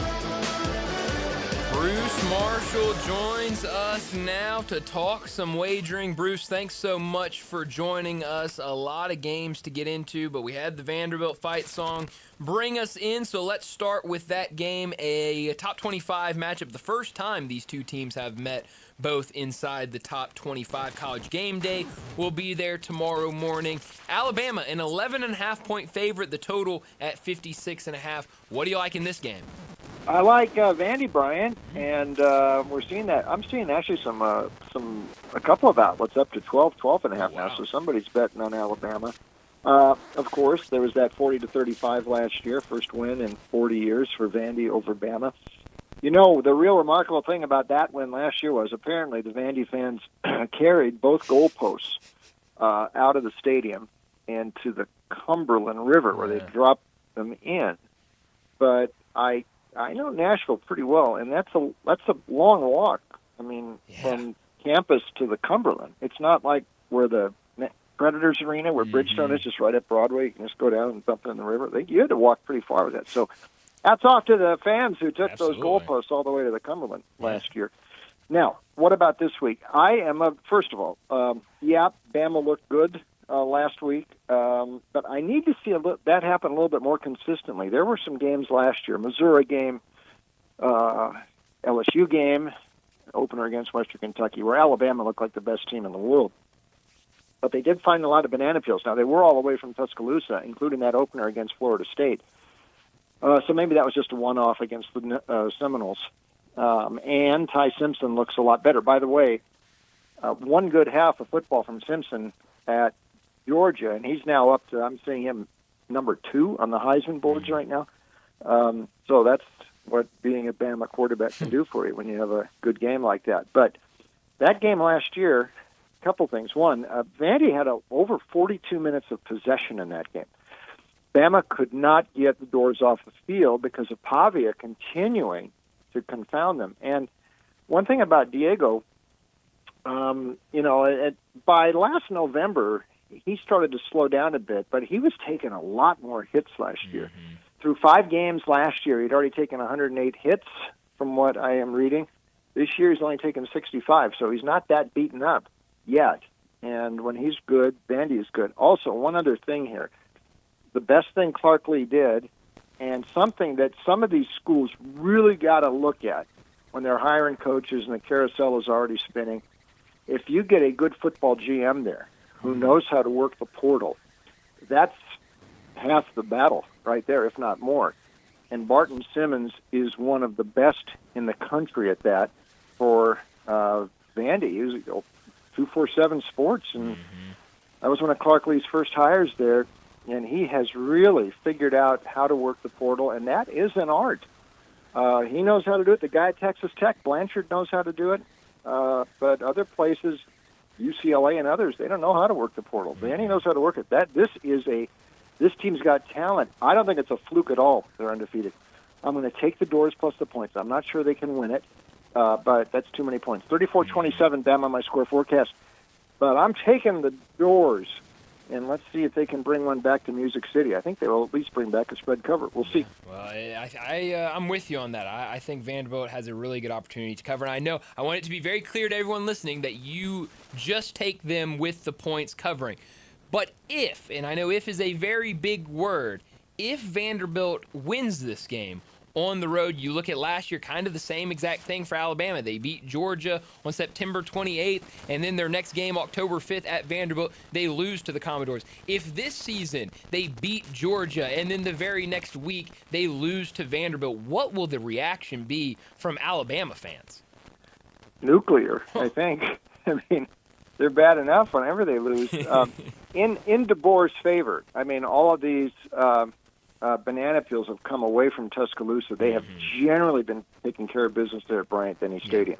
So that's the one thing I'd be a little worried about here. The point spread mark has actually been very good at home. But point spread mark also 10-2 as a dog since last year for Vandy with Pavia at quarterback. So I think that takes precedent here. Who knows? I'll just leave it here with this game and setting the stage for other SEC games we talk about. And you guys know this. You've been watching the games just like me and everybody else. Every week is a new adventure in the SEC. There is no such thing as running roughshod through this league. And all these pundits are saying, okay, Bama's now got a straight line to the SEC title game. I don't know if there are any easy spots in this league except maybe Kentucky this year. There's a banana peel every week, and it is going to be a minefield getting through this thing without being unscathed. This will not be easy for Bama. Yeah, you are absolutely right about that. Going to another SEC game, the Texas Longhorns on the road against Florida. Right now, Texas a 5.5-point favorite. The total at 42.5. Texas 3-1, but you look at those 3 wins: San Jose State, UTEP, and Sam Houston. On the other side, Florida, the exact opposite, 1-3. But you look at those losses, much tougher opponents: South Florida, LSU, and Miami. What do you see here? That is true, Bryant, but there's a couple of other things I think I to look at in this game. Overarching, and you know where I'm going with this. Billy Napier's on the hot seat here, and if the Gators lose, and if the margin extends, I fear for Billy, and I'm not sure he gets by the start of next week as the coach. If they lose touch. So it is do or die for him. He could not survive 4 straight losses in a season, and a lot of people thought the Gators would contend. Now, they have a semi-excuse a little bit, although they don't want to hear that in Gainesville. DJ Lagway, he hasn't, his whole offseason was spent, rehabbing. First he had that shoulder injury. Then into fall camp he had the calf injury. And most of his prep before the season was just spent rehabbing and trying to get well, and he wasn't taking as many snaps in practice, and they were trying to protect him as much as they could and get him ready for the season because they knew this first half of the campaign was going to be pretty tough. Now he's been in a walking boot the last week or since the Miami game because of a foot injury. So he's going to go, I guess. But the bottom line is, his numbers have been bad this year. 5 TDs, 6 picks, 61 yards passing against Miami. He is not 100%, and this offense is stuck in the mud. Texas still plays big defense, and I know all the false alarm with Arch as the Heisman candidate. And you're right. That is not murderer's row. They just recovered against its last 3 games. But you win a game 55-0 against anybody, it does boost the confidence, even if it was against Sam Houston, which is a bad team. But maybe Arch got some confidence there. Texas's defense is solid and is going to make it really tough on Florida. I hate to do this because I like Florida and I like Billy. Not in this game, though. I think Texas 24-10, and then hold on to your hats if you're a Napier fan, because I'm not sure he survives it if that's the score. Yeah, it definitely can get ugly there. Let's stay in the state of Florida and a rivalry game this week in Miami on the road against Florida State. Miami, a 4.5-point favorite on the road, total 54.5. What do you like in this one? I might be totally wrong, Bryant, in my analyses of Florida State, but I still think this team is being wildly overrated, and I'm almost laughing at some of the media pundits who, for some reason, seem to be invested in Florida State being good again. Bobby Bowden's not there anymore, and Dion, had sort of a divorce with the school. It's not him. It's not the old Florida State. I think that Alabama game was just a one-off, and all these gaudy offensive numbers running up. I keep hearing the pundits and the analysis of this game talking about this great Florida State offense and these numbers. A lot of that was put up against East Texas A&M and Kent State. Yeah. They scored more than 70 per game against those two. Last week, Virginia, which is good, but I don't think a great team, and with Chandler Morris, whose hand was hurting, moving up and down the field on this defense. And they were running the ball, and they were passing. I think Florida State might be wildly overrated. And Castellanos, yeah, I know he is sort of a live wire, but he has a very funny sort of sidearm delivery. He was erratic at Boston College. He's an upgrade from what they had last year, and he does sort of spiritually, he lifts the team a lot more than DJU did last year before he got hurt. but I don't think he's the answer either. Listen, Carson Beck looks like he's got this thing figured out. He's playing well within himself there. Miami's weapons are good, and this defense, I think, can limit Florida State somewhat here. And I don't think this is at all like the Bama game. I think Florida State's a false alarm. And by the way, there's people who said Florida State, they were overlooking Virginia last week. What is a team that was 2-10 last year doing overlooking anybody? I don't buy it. I'm going to lean to Miami. 31-22, my score forecast here for the Canes. Tomorrow night to Bill Campbell. I like it. Mississippi State, they played a good one against Tennessee last week. Needed overtime. Tennessee ultimately able to pick up that win. Now State on the road against Texas A&M. Texas A&M, a 16.5-point favorite at home. The total at 57.5. Is this too many points, or does Texas A&M cover? I think it's too many points. Because Mississippi State has been a great point spread team, and you mentioned, how good they've been playing. They should have probably won that Tennessee game. Tennessee had 2 defensive scores in that game last week, and it went to overtime. And Mississippi State ended the game on the Tennessee 4, an incompletion in the end zone. That was a very bitter loss, but it's a game they could have won. They did beat Arizona State a few weeks ago at home. They're arrived, and Blake Shapen is still in there. Remember, by this point last year, Brian, Shapen had already been knocked out, and they had to go with Van Buren, the freshman, who actually had a pretty good game against Texas A&M, and they covered that number last year. Van Buren is gone now; he's at LSU, but Shapen is there. And speaking of covering numbers, that's 11-2 now. The last 13 for Mississippi State since last year. They were losing but covering a lot of those games. They've been covering all these games this season too. So quite a nice start here for the Bulldogs against the number. Although I worry a bit about losing a game like that against Tennessee last week. These teams punching above their weight, to get a loss like that, a real gut punch, that may serve to take some of the air out of the balloon.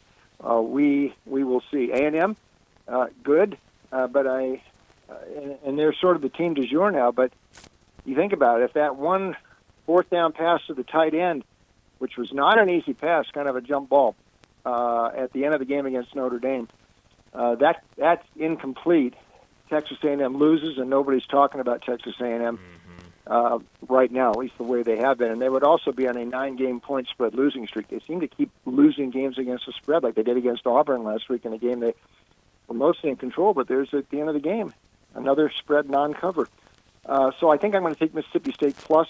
I'm a little guarded on this just because I'm afraid of the air out of the balloon thing, and that was a real gut punch Mississippi State took last week. But everything else indicates they're going to stay within that price. A couple more games I want to get to in college. Clemson on the road against North Carolina. The only reason I'm curious about this game, Clemson a 14.5-point favorite, the total 46.5. You look at these two teams, Clemson has been a disappointment this season, 1-3 on the year. North Carolina 2-2, but those 2 wins coming against an FCS team and a Group of 5 team. The 2 losses were by a wide margin against power conference opponents, but Clemson has yet to cover a spread this season. What do you see in this game with Clemson being a 14.5-point favorite? Yeah, not much to choose from here, at least in the spread, but I'm going to give Clemson one more shot.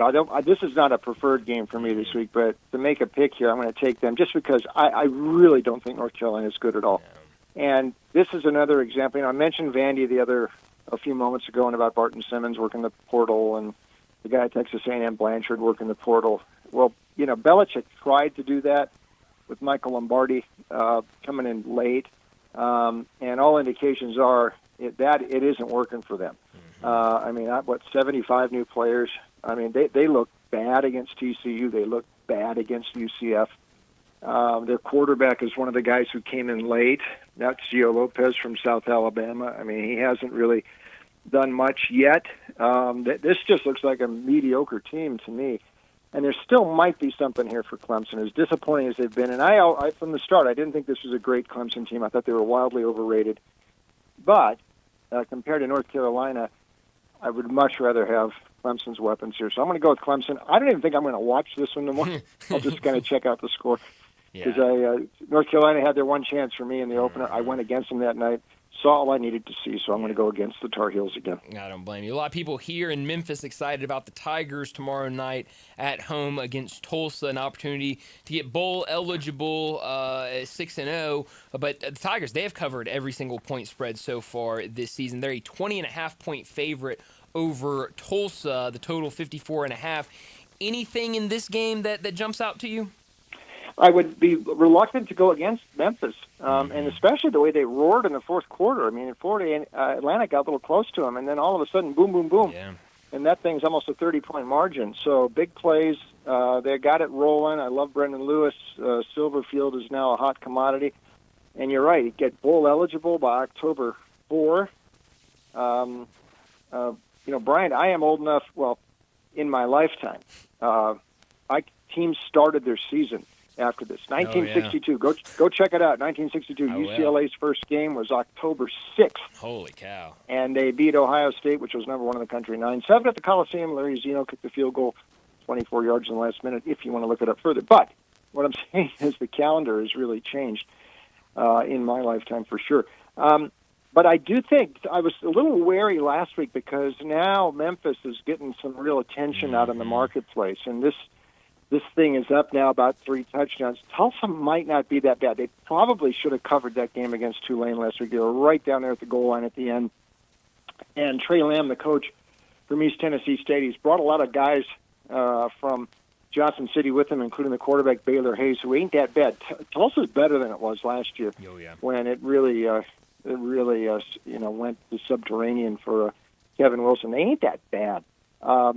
And they've made Navy sweat a few weeks ago at home, and they weren't out of their depth against Tulane. So I'm a little leery about this, but I'm not going to pick against Memphis because I love this team, and they've been good to me. And, there's only a few teams undefeated against the number. Memphis, La Tech, Utah State, some teams you wouldn't expect. But so I'm not going to pick against them, and I will have it 49-24 for Memphis just because they seem to cover every game. All right. What is your favorite play for the weekend in college football? I'm going to give you Kansas State here. Second season, actually, for Kansas State. They started off that game in Ireland, which was a bad game to lose. Look at the teams that have lost that game in recent years. And that seemed to put this whole program in a funk. They came home from Ireland at a tough FCS team. They barely got there against North Dakota. Then they had to play Army, as awkward a team as you could play. Then they had to go on a Friday night, a short week, out to Tucson. So they're 1-3. The bye week comes, and they sort of had to go back and redraw up their season to save it. They did last week against UCF. What I think happened there was they got Avery Johnson back on course, and from what I hear, Lyman and Matt Wells, the offensive coordinator, sort of stressed to him, you got to start making plays on the move. Use your legs. Don't just sit in the pocket, because there's a thought that a lot of Avery Johnson's connections told him, if you want to play in the NFL, learn how to play out of the pocket. But his strength is making plays on the move. And if you look last week, all of a sudden he ran a lot more. He had 75 yards rushing, only threw 25 passes, and some of those were on the move. This is how he is best. And, by the way, that Arizona loss does not count in the conference standings. That was scheduled before Arizona joined the league. I'm down on Baylor. They've had 2 times at home against Auburn and ASU. They lost both of those. Auburn's pretty one-dimensional. They couldn't slow Jackson Arnold in that game. And if they couldn't slow him, I think Johnson could do some business. I think that K-State can win this game. This sticks out to me. They're nearly a touchdown underdog. 6.5. K-State for me, that's maybe my best play tomorrow. I like it. Anything you like tonight? I think a 5-game slate tonight in college football. Anything that jumps out to you tonight? It's a big price, but I think West Virginia might really get mauled by BYU. That bottom has dropped out for them. Their quarterback, Mark Hill, was hurt, didn't even play last week on that blowout loss to Utah. Their offensive line has got injuries. This offense, Rich Rod, he doesn't have the material to make his offense work. They've had 2 straight games where they have gotten boat raced at Kansas and against Utah. BYU, I'll tell you, this is a big, brawling team. That defense will completely shut down West Virginia. And Bear Bachmeier, that was a nice comeback. They shot themselves in the foot last week at the first quarter at Colorado, but, man, they came back good. You take out that first quarter of the Colorado game, BYU has won the other 15 quarters. 151-16 this year. So you're laying, 19 tonight? I'll do it with BYU. I think they are a team we got to watch really careful because especially when they play a team they can kind of maul like this. And I think West Virginia is going to get mauled tonight. Wow. What is your favorite play in the NFL this weekend? I'm going to give you Tampa Bay. I'm seeing 3.5 out there at Seattle. I mean, this is going to be a close game, I think, no matter what. All Tampa Bay does is play close games. Seattle pretty much the same. We saw that game against Arizona last week. San Francisco game right out at the start. That hook on top of the 3, if you can find 3.5, and it's mostly 3.5s out there, should come in handy for the Bucks with Baker Mayfield. They don't have Mike Evans now. That concerns me a bit. But Igbukwe, the new the receiver from Ohio State, the rookie, looks really good. Tampa Bay there for me. And one more, I'm going to stick my neck out with Denver here. I think the Eagles are riding some luck here. I think they're due for a come down. They haven't put things together. They are barely winning these games, and I just don't think they look all that sharp. And I've seen this before. Champions usually come out the next year kind of quick, and then they hit a lull. And this is Denver's shot. And Bo Nix looked a lot more composed on Monday night. It was only Cincy, but I think Denver can do some business and maybe win this one. So I'm taking the Broncos plus the points. I like it. Bruce, before we let you go, where can we find more of you? Yep. Thanks, Bryant. Check me out online, VegasInsider.com. We got picks up there. We got some college picks there. We'll have NFL this weekend, MLB. Picks up there, VegasInsider.com. Also, CBS Sportsline, Sportsline.com. And check out some of my stories up there, too. And for a different twist, picks with a different twist, picksandparlays.com, winnersandwhiners.com. Bruce, good luck this weekend. We'll talk to you again next Friday. Okay, Brian. Thank you. Thanks, Bruce. Bruce Marshall from Vegas Insider and CBS Sports, a lot of other places. You can find all of his picks. But joining us, give us a lot of plays in college football, a couple in the NFL as well. Well, we're going to get to a break here in a second, but before we do that, maybe the weekend's here. Maybe you're looking for a place to go out tonight, tomorrow, even Sunday. Catch all of these games, all the action. It's a place where you can catch it all. It's Bell Tavern, located at 117 Barbaro Alley. Bell Tavern is the perfect bar for a night out with your friends or just to catch a game. It's not one of those loud, rowdy, obnoxious sports bar. You can just enjoy a night at Bell Tavern with one of their great cocktails in their quiet, dimly lit bar. And it's not even just the drinks. Bell Tavern has the best bar food in Memphis. Pair one of their gourmet burgers with the coldest beer in the city for the perfect night out. For more information about our friends over at Bell Tavern, give them a call, 901-249-6580, or go online to belltavern.com. Let's get to another break, and when we return, Brad Bellamy from Landers Ford. He'll join us. We'll talk a little bit about what Landers Ford has going on. We'll also get to his Landers locks. We do all that next on Sports Time. Broadcasting from the Family Leisure Studio, we are Sports 56 and 98.5 FM. Everything today is technologically based. Well, except maybe you. If you're struggling with tech, no matter what kind, call Tech For You. Tech For You for TVs, home theaters, cameras, smart locks, digital storage, and more. Tech For You makes it simple and affordable. Call 697-9695. Make your home safe, comfortable, and up to date with Tech For You. Stop struggling with tech. Call 697-9695. Veteran-owned and operated Tech For You. Technology simplified.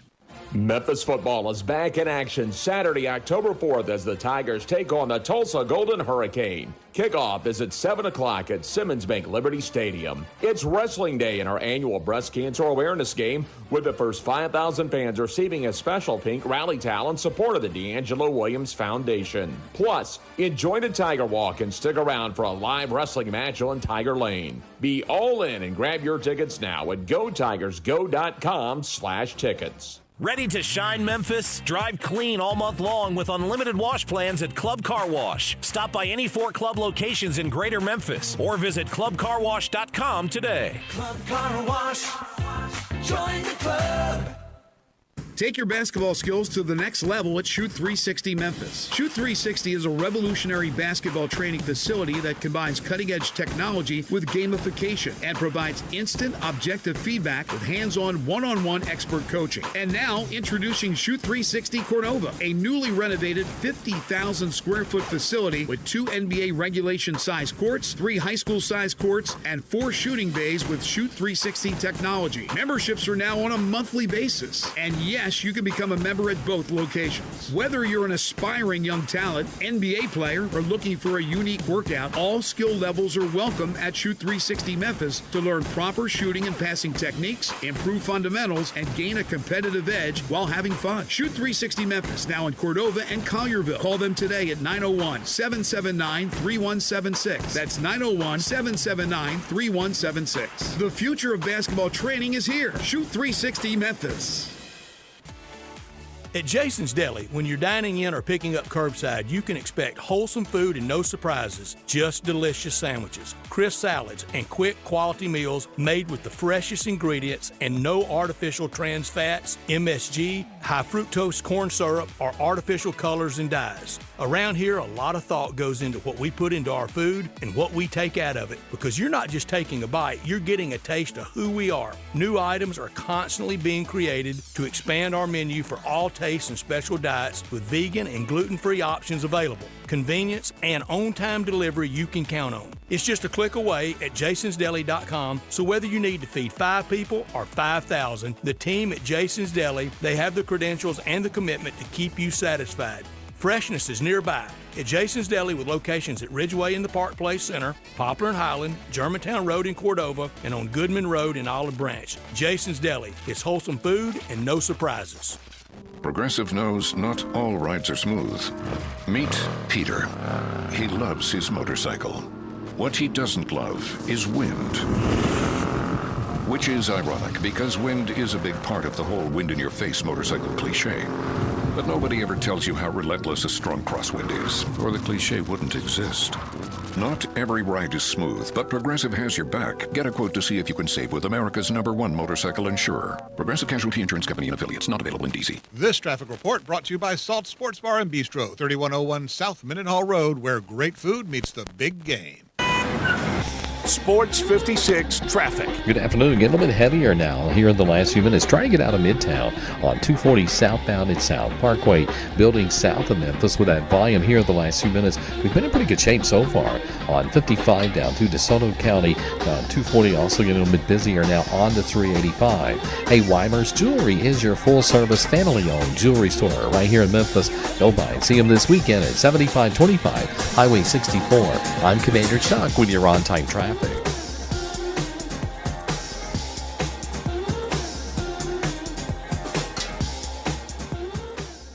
Now back to Sports Time on Sports 56 and 98.5 FM. This hour brought to you by Landers Ford in Collierville. Here once again are Brett Norsworthy and Bryant Dacus. Welcome back into Sports Time. Bryant and Landon with you this afternoon. No Brett today, but he'll be back with us to start the week on Monday. But who is with us today, with us every single Friday to talk about Landers Ford and give us his Landers locks? Brad Bellamy joins us now. Brad, what's going on? How are things over at Landers? Man, things are great. I'm actually I'm doing my best radio person today. I'm actually live and remote. Oh wow! At the Smokin' on the Wolf Barbecue Festival out in Rossville this weekend. So we're the title sponsor of the Barbecue Fest, and I will be guest judging here in about 30 minutes. So I have the exotic and soft category this afternoon. Okay. So really excited about what meats might come my way. But over at the dealership, man, we got a great weekend lined up. We talk a lot about the success we had with Expedition and Explorer over the last couple of months out of the golf tournament. Mm-hmm. We decided to go ahead and keep that X-Plan pricing rolling on Expeditions and Explorers. Oh, wow. As we talked about, we were top 5 in the nation in Expedition sales in the third quarter of the year, and really excited just about how well that product's done for us. So we're going to keep that program going. Also got some new programs with Ford this month, 3.9 for 72, and we have up to $10,000 off with that rate on F-150s. So a lot of strong programs, guys. and really excited about the way the month started off for us here at Landers Ford. Yeah, that's awesome. Really, really exciting stuff. You got to be careful at a barbecue festival, especially when you're judging. You might, lose track on how much barbecue you've eaten. So, I mean, take it easy out there. Be careful with the barbecue consumption. But before we get to your picks, Brad, Brett and I have been talking about, we've been keeping an eye on the Detroit Tigers. We know you're a big Detroit Tigers fan. What have you been feeling these last couple of days? You win the first one, you lose the second one. It comes down to Game 3 yesterday. They get the win. Now they move on to take on the Mariners. Anxiety. Yeah. That's what I feel, especially as we head to the back two-thirds of a game, or back third of a game, and we get to the 7th or 8th inning, and we're rolling, and all of a sudden we decide that we're going to load the bases and everything else. So, man, after the way they choked the rest of the season, and especially that series against the Indians, which gave the Indians a home field advantage in the first round of the wild card, it was nice to see them come out with the W. And, we'll see how they do against the Mariners. The Tigers' pitching is strong, and a big reason why they got where they were. So, we'll see how it handles how they handle the rest of the playoffs. Obviously, being a Detroit fan, I'm used to experiencing heartbreak and loss, especially with the Lions over the last few years. So, it's what we've come to know, and it's been since 1984 the Tigers have won a World Series. Had a couple of opportunities along the way that didn't come to fruition. So maybe this is the year. Maybe, but hey, at least we're further than the Cardinals made it this year, so I got that going for it. That is, for me, unfortunate. But, Brett and I were talking about yesterday. I mean, that is the type of wild card win in Cleveland. It looked like it was an awesome atmosphere. Can really get your confidence back after, like you said, kind of the rough end of the season or the end of the regular season for the Detroit Tigers. One more thing on Detroit sports before we get into your picks. And Brett and I were talking about this, and he wanted me to make sure I asked you this question. When it comes to the Detroit Lions, I think there was a lot of talk after Game 1 about that loss against the Packers, but it feels like this team that has replaced their offensive coordinator and their defensive coordinator, it feels like as the weeks go by, this team is only getting more familiar with each other, getting better, getting stronger as a team. What have you made of the start of the season for the Lions?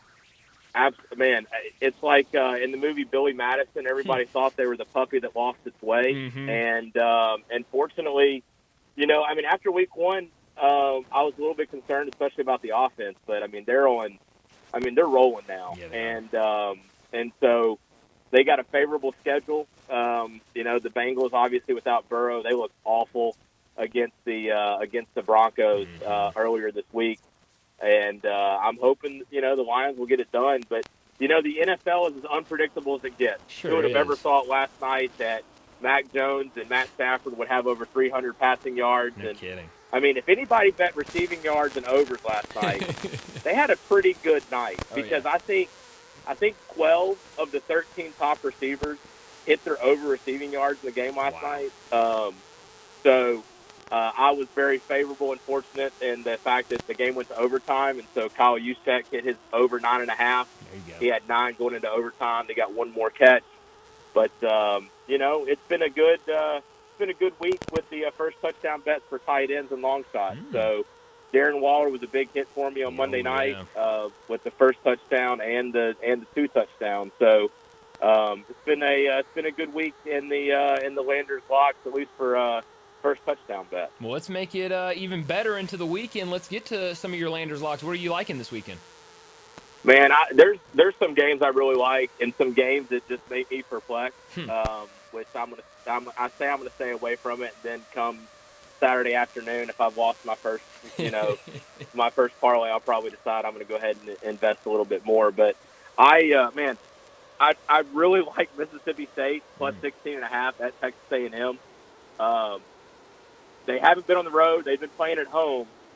But Texas A&M has not shown me anything that makes me think that they're going to blow this team away. The offense played really good for Mississippi State.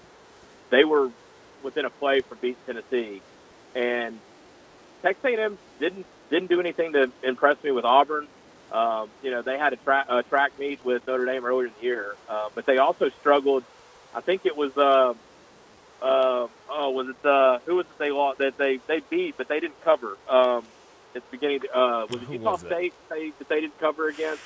It might have been. Or was it UTSA? I can't. One of those two schools. Maybe it was UTSA, but they didn't cover. It was UTSA. That's exactly who it was. And so, 16.5. I mean, it was 14.5. I felt good about Mississippi State. Now the line's moved up 2 points. So, give me the dogs. And I think that also could be a decent, money line play this week. Pretty good odds. Throw it in there with maybe Virginia at Louisville, because that is my next Landers lock of the week. Virginia, they burned me last week when I picked Florida State, so I'm going to ride them on the road this week. Plus 6.5. Louisville last week really struggled in the first half against Pittsburgh. Fortunately for me, they ended up covering that game, but they did not look great the first half of that game. I think Virginia's a good team. 6.5 seems like a lot of points. Might be a good game to bet the first half on, because Louisville has struggled in the first half in some games this year. I mean, they ended up squeaking one out. I can't remember who the opponent was, but they struggled the first half against a team that they were really supposed to destroy earlier in the year too. And I'm trying to remember who it was. I can't off the top of my head. But so Virginia plus 6.5, and then I'm going to go with a couple of favorites. One tonight, San Diego State. They burned me a few weeks ago when I picked them to not cover against Cal, and then they shut them out. So why not go with them this week? Home against Colorado State, minus 5.5. And then to round out my 4 Landers locks of the week, Illinois has looked really, really good this year, and they've covered. And so let's go Illinois. The line's actually moved down. It's down to 8.5. Anything under 10 makes me feel pretty good with Illinois. So I'm going to take Illinois minus 8.5 at Purdue. And those are my 4 Landers locks of the week. Another line that I can't find yet because it's not posted. Okay. But Tarleton State has been unbelievable in FCS. They're 5-0. They beat Army earlier this year. Absolutely destroyed Central Arkansas. They keep covering spreads. When it posts tomorrow, if it's anything under 21, I think it's probably going to be 14 to 21 point spread against Southern Utah. But take Tarleton State tomorrow. I think it's a good play. Can't put it as a Landers lock because I don't have a line, but I do like Tarleton State tomorrow if it's a favorable spread. So that is my college picks, boys. And anything you think there on those, Brian? Yeah, I actually like that. I don't want to give too much away, Brad, but we do a segment here in about an hour that we call Friday Football Forecast, and we do locks and shocks on that. And I'm just saying, I think my lock may or may not be the San Diego State minus 5.5. So I really love that one, and I'm pro FCS. So anytime you want to give an FCS play, by all means, I am all for it. But what do you got in the NFL? Well, NFL, I'm going to start with Monday night's game. So Kansas City, when Brad Rogers is on the officiating crew, has never lost. They are 11-0. Brad Rogers is the head officiant, the head referee. When he's been the head referee, they're 5-0. They're 4-1 against the spread. Wow. They're a 3.5-point favorite going into Jacksonville. I think Kansas City, after a rough start to the year, has figured things out. I like Kansas City on the road Monday night. Oh, and by the way, I don't know if you guys know this, but guess what Brad Rogers' side job is? I have no idea. What is it? He is a professor at Texas Tech University. Really? Really. So there's got to be something there, guys. I mean, I'm not saying, I'm just saying. So let's roll with Kansas City minus 3.5 at Jacksonville on Monday night. And then I also like Philly. That line's between 3.5 and 4.5. I like Philly minus 3.5 at home against Denver. Took them last week. They were my lone win last week. A little bit rough in the NFL. And the other team that burned me last week, I'm gonna go with them again. Going back to the coast, they play much better on the LA Chargers minus 2.5 against Washington. Daniel's probably coming back, but they still got a lot of injuries.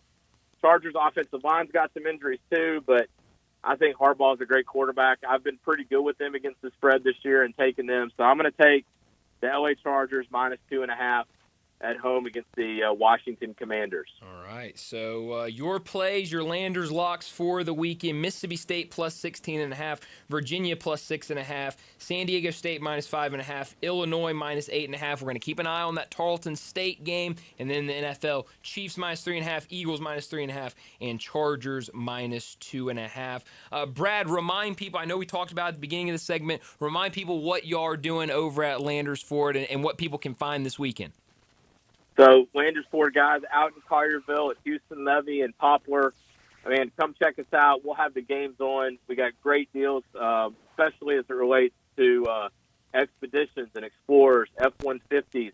Also, guys, we got some pretty great rebates with Ford on Escapes too. So we got some Escapes under $24,000 right now on some 2025 Escapes. So come check us out. We are ready to take care of you guys.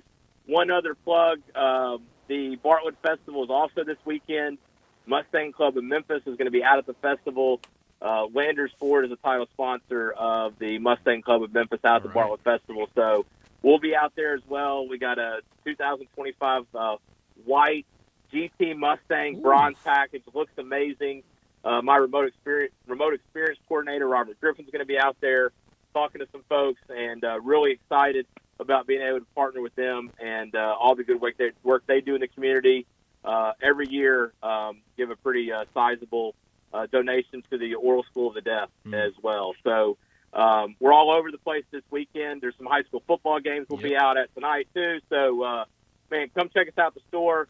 Come see some of our friends at some of these different locations. Rossville, Smoking on the Wolf is where I am at right now, about to go judge some exotic barbecue. Oh, man. Sounds like a blast. Sounds like a fun weekend. I know Brett usually does this, but I got to do it in his place. Brad, if it doesn't say Landers. You paid too much. Have a great weekend, guys. Brad, have a great one. We'll talk to you next Friday. Sounds great. Thanks, Brad. Brad Bellamy joining us like he does every Friday to talk about his Landers locks. And be careful out there.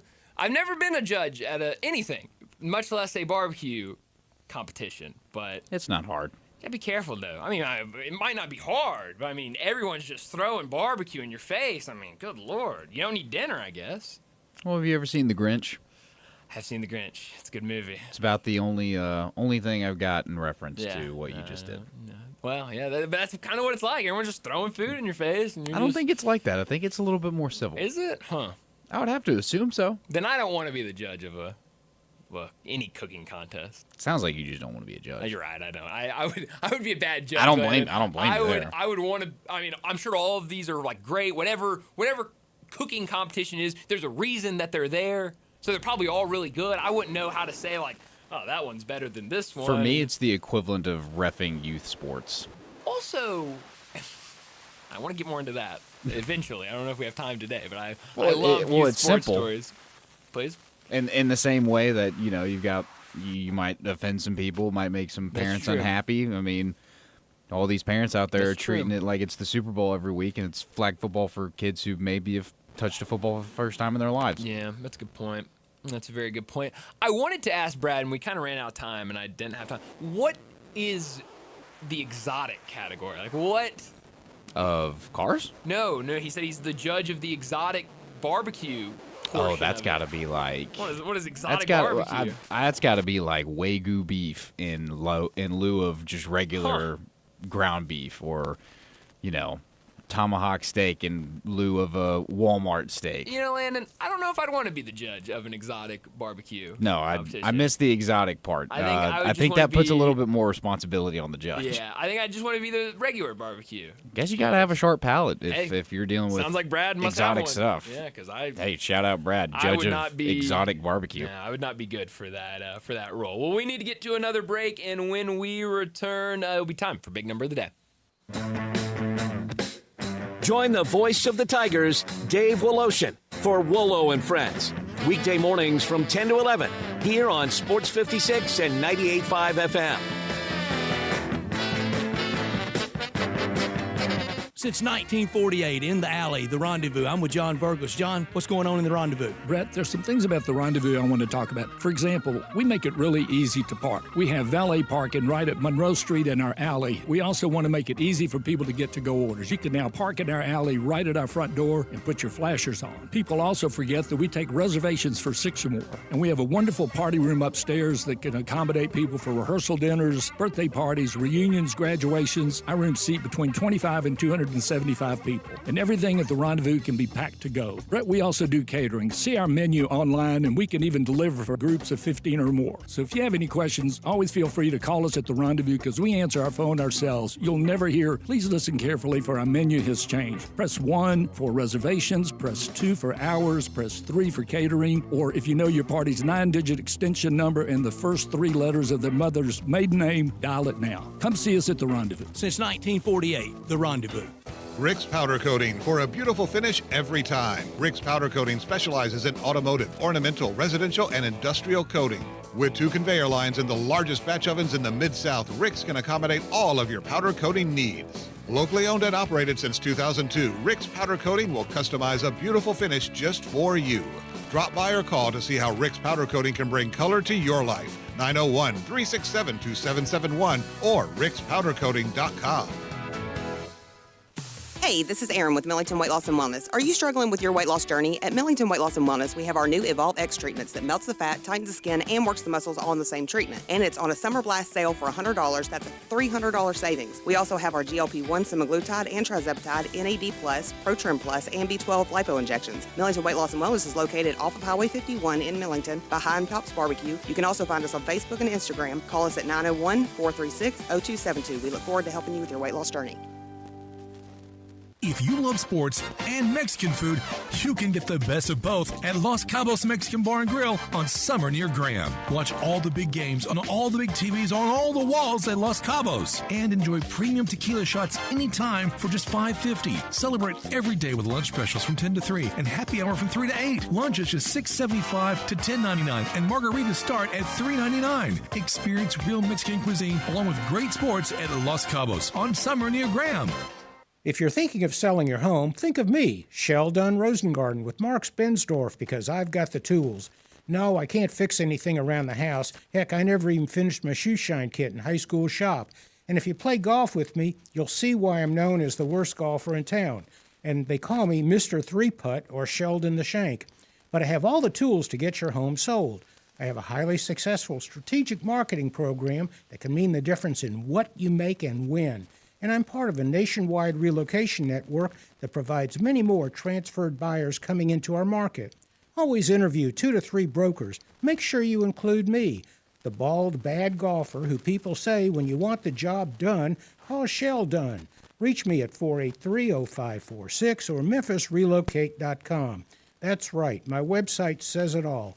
memphisrelocate.com or anytime call me at 483-0546. Now back to Sports Time on Sports 56 and 98.5 FM. This hour brought to you by Landers Ford and Collierville. Here once again are Brett Norsworthy and Bryant Dacus. When you hear the sound coming, hear the drums drumming, I want you to join together with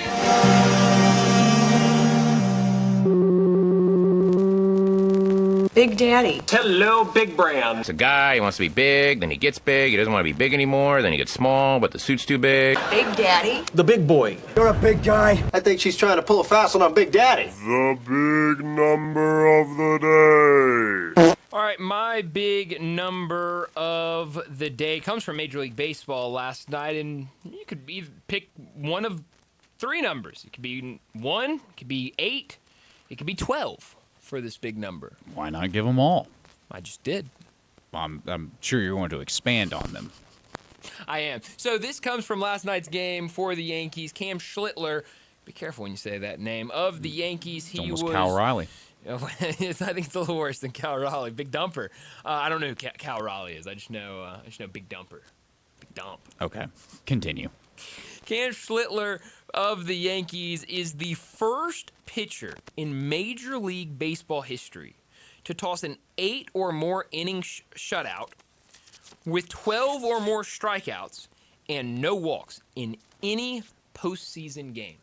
Wow. So 8 or more innings of shutout baseball, 12 or more strikeouts, and no walks. That is incredible stuff from any pitcher. Oh, absolutely. Let alone a 24-year-old that wasn't even on the active roster at the beginning of the season. I mean, it is remarkable the outing he had last night, and we'll see if I'm sure he'll have another opportunity in this round to get on the mound, and we'll see what he can do there. But so really good stuff from the young starting pitcher for the Yankees. Well, I have 2 big numbers as well. Right. One of them significantly bigger, but in the grand scheme of things, both of them not so great big numbers. The first one is 126. This was the total receiving yards for both Justin Jefferson and DK Metcalf in the Week 4 of the NFL season. Not typically what you would expect from good old JJ18. DK Metcalf, I know he had that 75-yard catch from Aaron Rodgers from their game, but I don't think JJ is used to not having these kind of games. I mean, the year before with Sam Darnold, granted, this was Sam Darnold. So, I mean, he was doing a little bit better, but I think at this point in the season, you would hope that J.J. McCarthy would be doing this with him. You would hope that, what's his face? Carson Wentz would be doing this as well with him right now. Yeah. My other one is 8.5. And sorry, you're not going to like this one. Okay. This is the number of net yards per pass attempt allowed by the Dallas Cowboys defense this entire season. Oh, believe me, I know the Dallas Cowboys defense is not bad. very good. Can I make a I know we need to get to a break soon, but can I make a confession? Go for it. I have bet the opposing team's total to go over the last 2 weeks in Dallas Cowboys games. I bet the over, forgot what it was, against the Packers, and then the week before against the Bears, I bet them to go over. So, yes, I am wearing my Dallas Cowboys hat right now. I'm a very proud Dallas Cowboys fan, but I am at least aware enough to realize that this defense is really, really bad for the Dallas Cowboys, and hopefully it's a little bit better against the Jets this weekend, a winless Jets team. But you know what? I don't really know if it will be, because it seems like no matter who the team is. I mean, the Bears, I think we thought that was going to be an easy win for the Cowboys over the Bears when that game happened, and it was anything but that. So I don't know what to expect in this game for the Cowboys against the Jets on Sunday. But I don't want to say I'm worried about it, because it is the Cowboys against a bad Jets team, but I guess we will wait and see how it plays out. Well, before we get to a break, let me remind you that this weekend, or even next week, it's a perfect time to check out the Commissary. Memphis is known for barbecue, and you can get that world-famous Memphis-style barbecue any day at the Commissary. Awarded the best barbecue in the city in the Commercial Appeal's Best Barbecue in Memphis 2025 Bracket Showdown, visit either location in Germantown and Collierville for lunch or dinner. Stop in at the Collierville location and try the new all-you-can-eat buffet. Available Monday through Friday, pick and choose between 3 proteins, 5 sides, a salad, and a drink, all for just $15.95. For more than 40 years, the Commissary has been a staple in this area, and a big reason is because of the quality of food they serve. My go-to, it's got to be the ribs, but it's hard to resist the barbecue shoulder, get it chopped or pulled and get it by the plate or by the pound. Comes in handy with the sandwich packs. Feed the whole group with a 6-pack, 8-pack, even a 12-pack. And don't forget about the dessert, like the delicious banana pudding, brownie, or the lemon icebox pie. Check out the entire menu and catering options at commissarybbq.com. Whether it's a watch party for your favorite team or a tailgate, let the Commissary cater your next event. It's hard to believe, but the holidays are right around the corner, and let the Commissary help you with those events. They can cater any size party for you, or you can check out their private party rooms. Perfect for any holiday celebration. For Thanksgiving, let the Commissary smoke up that perfect turkey or spiral ham. It's never too early to go ahead and order and get on that list. Stop in today at either location. In Germantown, open daily till 8 p.m., and in Collierville, open till 9 p.m. for that world-famous Memphis-style barbecue at the Commissary. Well, let's wrap up this second hour and get to another break, and when we return, we're talking the Razorbacks, we're talking the SEC. We're doing it all with Ty Richardson.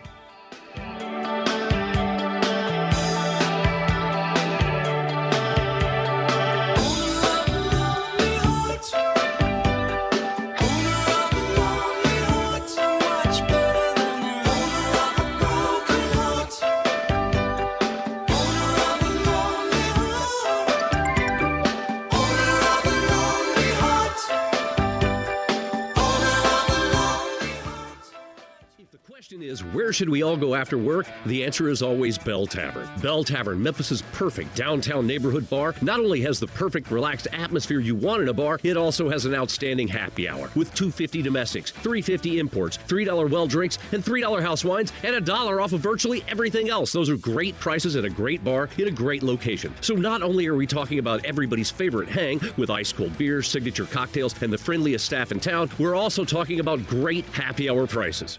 Tito's Handmade Vodka is America's favorite vodka for a reason. From the first legal distillery in Texas, Tito's is 6 times distilled till it's just right and naturally gluten-free, making it a high-quality spirit that mixes with just about everything. From the smoothest martinis to the best Bloody Marys, beyond the bottle, Tito's has gained a reputation for giving back, teaming up with nonprofits around the world to serve its communities and do good for dogs. Make your next cocktail with Tito's and learn more at Tito'sVodka.com. 40% alcohol by volume, namely 80 proof, crafted to be savored responsibly. Here's what sets NST Law apart. They don't just work in Memphis, they ride for Memphis. From school fundraisers to courtroom battles, they show up where it matters. And when someone in this city gets hurt, NST goes toe-to-toe with insurance giants. No fear, no favors. It's not just the law to them, it's loyalty. And if you ever need backup after a crash, NST's got your back. NST is the way to go. Call 683-7000 or check out nstlaw.com.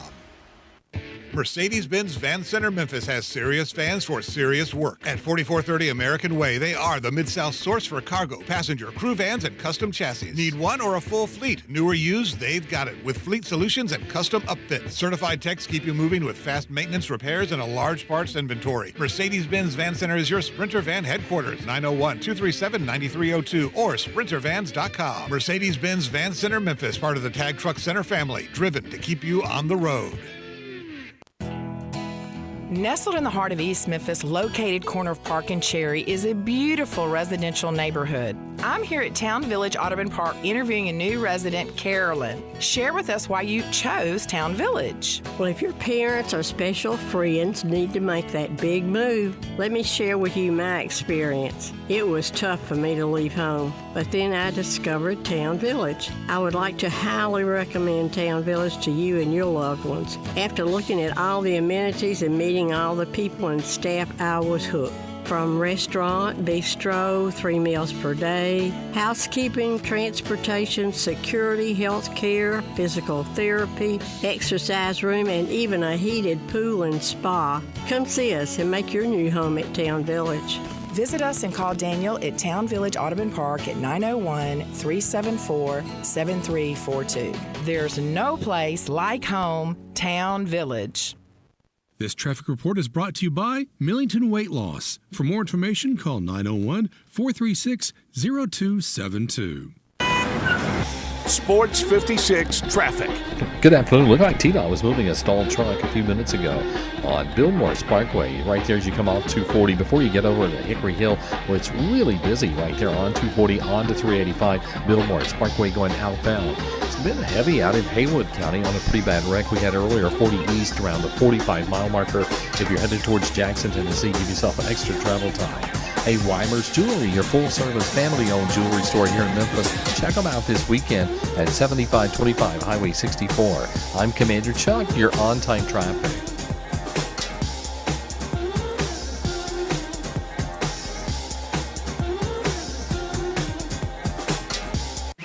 Broadcasting from the Family Leisure Studios, we are Sports 56, WHBQ Memphis, and W253DF Memphis.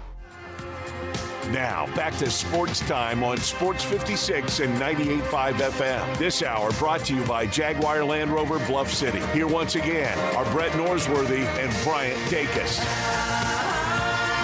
Welcome back into Sports Time. Bryant Landon with you this afternoon. We've got to talk the Arkansas Razorbacks. A lot of people talking about them this week because of the move. They decided to part ways with head coach Sam Pittman. But joining us like he does every single week, talk the Razorbacks and the SEC, it's Ty Richardson.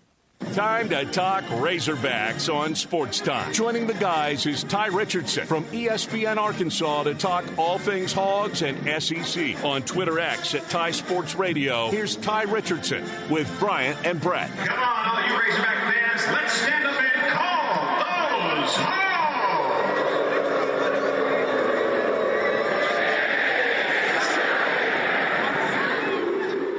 Ty Richardson joins us now from ESPN Arkansas to talk the Razorbacks and the SEC. Ty, it was a tough one over the weekend for the Razorbacks against Notre Dame. Very quickly, Notre Dame turned up the pressure and turned it into a one-sided affair. They walk out of that game with a 56-13 win over the Razorbacks. No points in the second half for Arkansas, and it really looked like, and obviously the decision came very shortly after, but it looked like over the last couple of weeks, things had changed. We went from a really fun offense, and maybe they can do something, to 3 straight losses and a big-time loss at home against Notre Dame. What did you see in that game on Saturday? Saw a team that gave up. Saw a team that quit on Sam Pittman, and that's why he was fired a day later. I know it was frustrating for him and the fan base, but it was just like a weird dynamic because all the players were obviously disappointed on. It's like, so why didn't you show any fight? Mm-hmm. Like you knew what was on the line. Your head coach's job was. The world of college football has changed. We know that really in the last 5 years. And this was just an odd scene based on the reaction for some of the players. I know they like him and stuff, but then show some heart because they just didn't on Saturday. No, they definitely didn't. I mean, this game was over pretty much right after it started, and it was all Notre Dame pretty much all afternoon. This offense, we talked about it. I mentioned it, the first couple of weeks of the season, really good. Against Ole Miss, really good. But now you're kind of starting to see a pattern in the second half. Offense struggled in the second half against Ole Miss. Offense struggled in the second half here against Memphis. And then offense really struggled all afternoon, but no points in the second half for this Arkansas offense against Notre Dame. What are you seeing from the first half to the second half? Is it something where these teams kind of know what to expect against Arkansas's offense, but then it's Taylon Green, who's a really good athlete, and they're able to come out and kind of punch him in the mouth first, and then those opposing teams get to the locker room and make those adjustments while Arkansas isn't making those same adjustments? What are you seeing with this offense from the first half to the second half? One of Bobby Petrino's streaks, Brian, has been that he has been a good second half offensive coordinator and head coach, and that just hasn't happened. I think the defense are just figuring them out. Yeah. And Arkansas has some places and some skill positions that you're like, okay, they can do something here. But, I mean, you've got to do it consistently, especially there's a lot of pressure on the offense, being that they know they got to score 40-plus points a game to win, and they haven't done that. So, on that note, it'll be interesting to see in Knoxville next week whether they score a lot or a little in the first half, what team has success in the second half, if any, for Arkansas. Yeah. You mentioned Petrino. He's now the interim head coach and made a lot of changes when he came in and letting go of a lot of other coaches. He did the athletic department. I know a lot of people are saying he did it. I don't think it was completely solely his decision to make those moves. But what do you make of, I guess, round 2 of Petrino in a head coach role? Well, he's vying to be the head coach once again, Brian. And it was made clear in the official statement that Arkansas released that is something he's indicated to the Arkansas athletic director, Hunter Yurchek, that he wants a shot. Will he get one? We'll have to find out if this team is worth anything in the next 7 games that they'll play. So I think it breeds nostalgia. It brings back some good memories. But you don't know if it can work in 25. I can think Arkansas is going to be looking for another coach at the end of this season. But I also didn't think that Bobby Petrino would be the offensive coordinator or the interim head coach. So I guess I need to just get used to the idea of him possibly taking over at the reins at the end of the year. Yeah, it is weird. I mean, if you had asked any of us, 4 or 5 years ago, that in 2025, not only would Bobby Petrino be the offensive coordinator, he'd be the interim head coach, and wanting the opportunity to be the head coach again, I don't think any of us would think that in any world that would be a possibility. So we now have the opening. We know Bobby Petrino wants to be a part of the search and wants a shot to be the next head coach. Who are some other names that you think should be on that list? Who are some other names that you're hearing, fans, people with the university want to be on that list? Well, we've got a couple calls about John Gruden, Rhett Lashley, John Sumrall. I know Golish's name has popped up. I mean, these are names that you'll see. Dan Mullen, G.J. Kinney. There are names all over the place. Arkansas went out and got John Calipari in basketball, and that came out of nowhere. So I tend to think they might hire someone that we don't initially expect or see.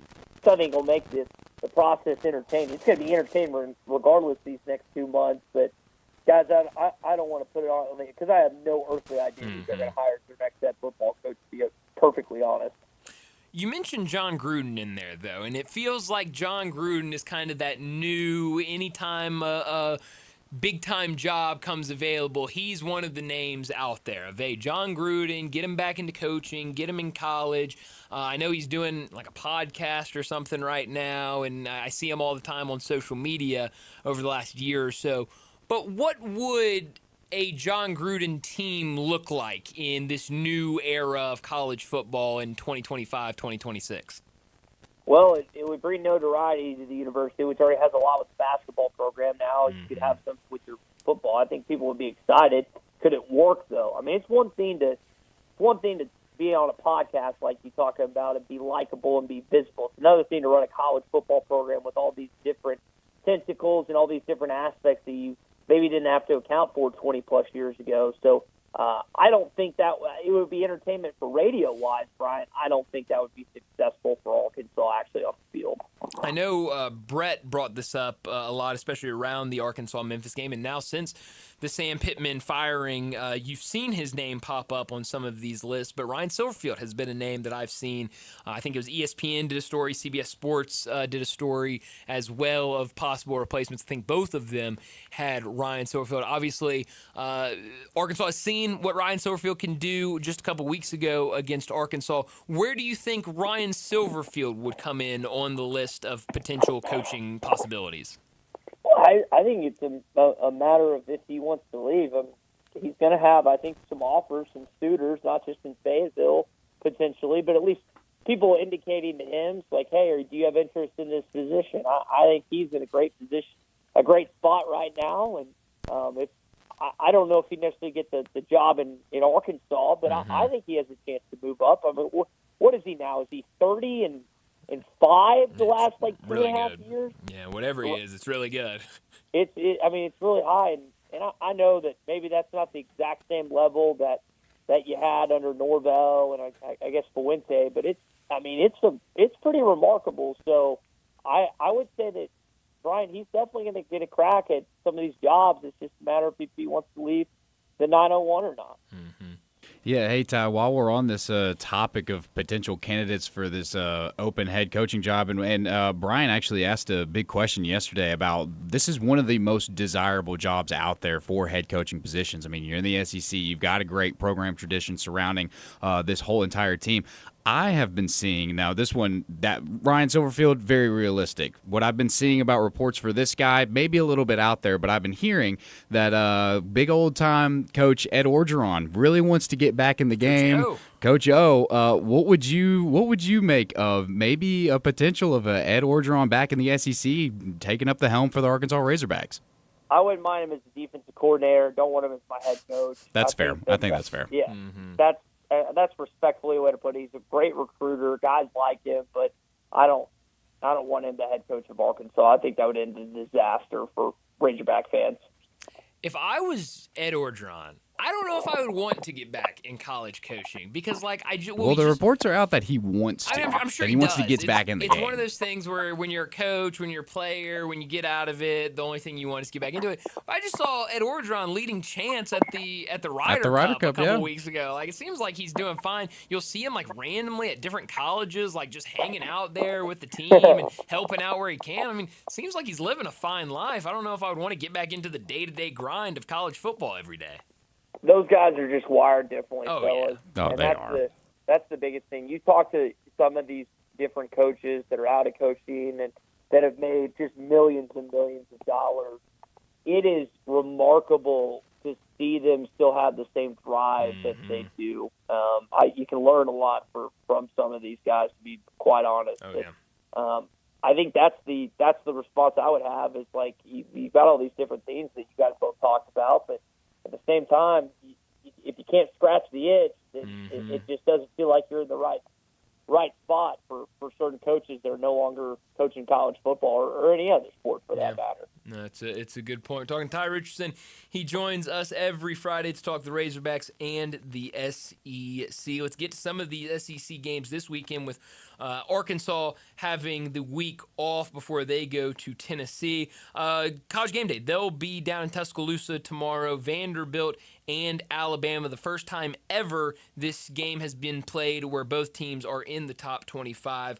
What do you make of this one tomorrow, and can Vanderbilt do it 2 years in a row? Come on, Diego. You got to bring out some of that Johnny Manziel that you did last year. And I know he's going to be on the sidelines. You got Theo Vaughn, who's like a Vanderbilt fan now that's there. It's a dynamic Alabama fans aren't used to, just to be perfectly honest. But, listen, Diego might be the best quarterback in the SEC. We have to get our minds wrapped around the best quarterback in the Southeastern Conference might be playing in Nashville, Tennessee, which is where I am coincidentally right now. But I want them to win so bad. I know Alabama got a massive win against Georgia, but to see Clark Lee and the Doors go into Tuscaloosa after winning last year to pull off another upset, that would just be college football greatness if it happened at Bryant-Denny Stadium tomorrow. It really would. I know we were talking about the game tomorrow, but going back to last week, what'd you make of Alabama? Another win over Georgia, and Kalen DeBoer now 2-0 over Kirby Smart. Kirby's got an Alabama problem. He's beat him, once in the national championship? I think if I remember that right. I believe that's correct that he's only beat them one time. And, I mean, I think Georgia has the better team, but Alabama just out-schemed them in that game offensively. A great play calling from Ryan Grubb. Ty Simpson delivered. Georgia and the SEC guys, there's no clear favorite. Like Ole Miss is undefeated. Vanderbilt's undefeated. Alabama just went to Georgia. Georgia went to Tennessee. This is going to be such a fun finish in these next 9 weeks and 7 games for Arkansas. I don't know how each school has after that, but what a finish we're headed for in the Southeastern Conference. Yeah, no, I mean, it really is. We talked about it yesterday. Brett brought up earlier this week Brandon Marcello, and I don't know where Brett saw this, but somewhere Brandon Marcello called the SEC mid, and Brett was asking us if we agreed with that, and we kind of all agreed no. I think the SEC is in a really good spot right now. You got 5 undefeated teams, and you look at some of those teams that have one loss, and it's like, Georgia, their one loss is against Alabama, and Tennessee, their one loss is against Georgia, and I don't remember all the teams with just one loss. LSU, one loss, and it was to Ole Miss. You're looking at some of these teams that while they have a loss, they were either really close games or against really good opponents. So I think the SEC is in a really, really good spot right now. Speaking of LSU, though, I know they only have one loss on the season, but this offense just feels out of sorts right now. Garrett Nussmeier entered the season as a Heisman favorite. They've not been able to get the rushing attack going at all. What are you seeing right now with this LSU team, especially on the offensive side of the ball? Nussmeier might be injured more than they're letting on, especially when Kelly gets kind of angry when anyone asked about it. So I think that there's that. Offensively, you can make a case this is the worst offensive coach team that Brian Kelly's had since he's been here. Think about Jane Daniels, 2 years. Last year they were way better offensively than in defense. That's been the issue for LSU. Their Achilles heel is the defense. they had the best defense they've had under Kelly. Now their offense stinks. So it doesn't make a lot of sense to me. They're still going to be really good. They'll probably lose at least one more game, maybe two, but that's a team that will be competing for a college football playoff spot. But I don't listen. I'm not a football guy. I've looked at Nussmeier. I've looked what he's done. I mean, he hasn't regressed. He hasn't gotten worse. I don't think so. I think guys. To me, it's got to be injury related. But maybe I'm making him something out of nothing on that. No, I'm with you. I think it has definitely got to be injury. One game, and I think Landon has brought this up. I think Brett has brought it up as well. But one game that I think will be very intriguing tomorrow will be this Texas and Florida game tomorrow afternoon, because Florida has 1-3, not going well at all. But on the other side, this Texas team, while they are 3-1, it has been 3 kind of cupcake games for them against Group of 5 teams that everyone knew they were going to beat by double digits when they saw it on the schedule. Now Texas has to go on the road to the Swamp to play this Florida team that I think probably feels like, kind of like you said, you were surprised that Arkansas kind of gave up against Notre Dame when it felt like everyone knew you were fighting for your coach. It kind of feels like the same situation for Florida, where maybe playing for their coach here at home against Texas. Texas a 5.5-point favorite. I feel like this one could turn out to be a really good game tomorrow afternoon. I hope so. Swamp's a tough place. I'm going to be honest, guys. I've been to Baton Rouge and I've been to Gainesville. Swamp's louder.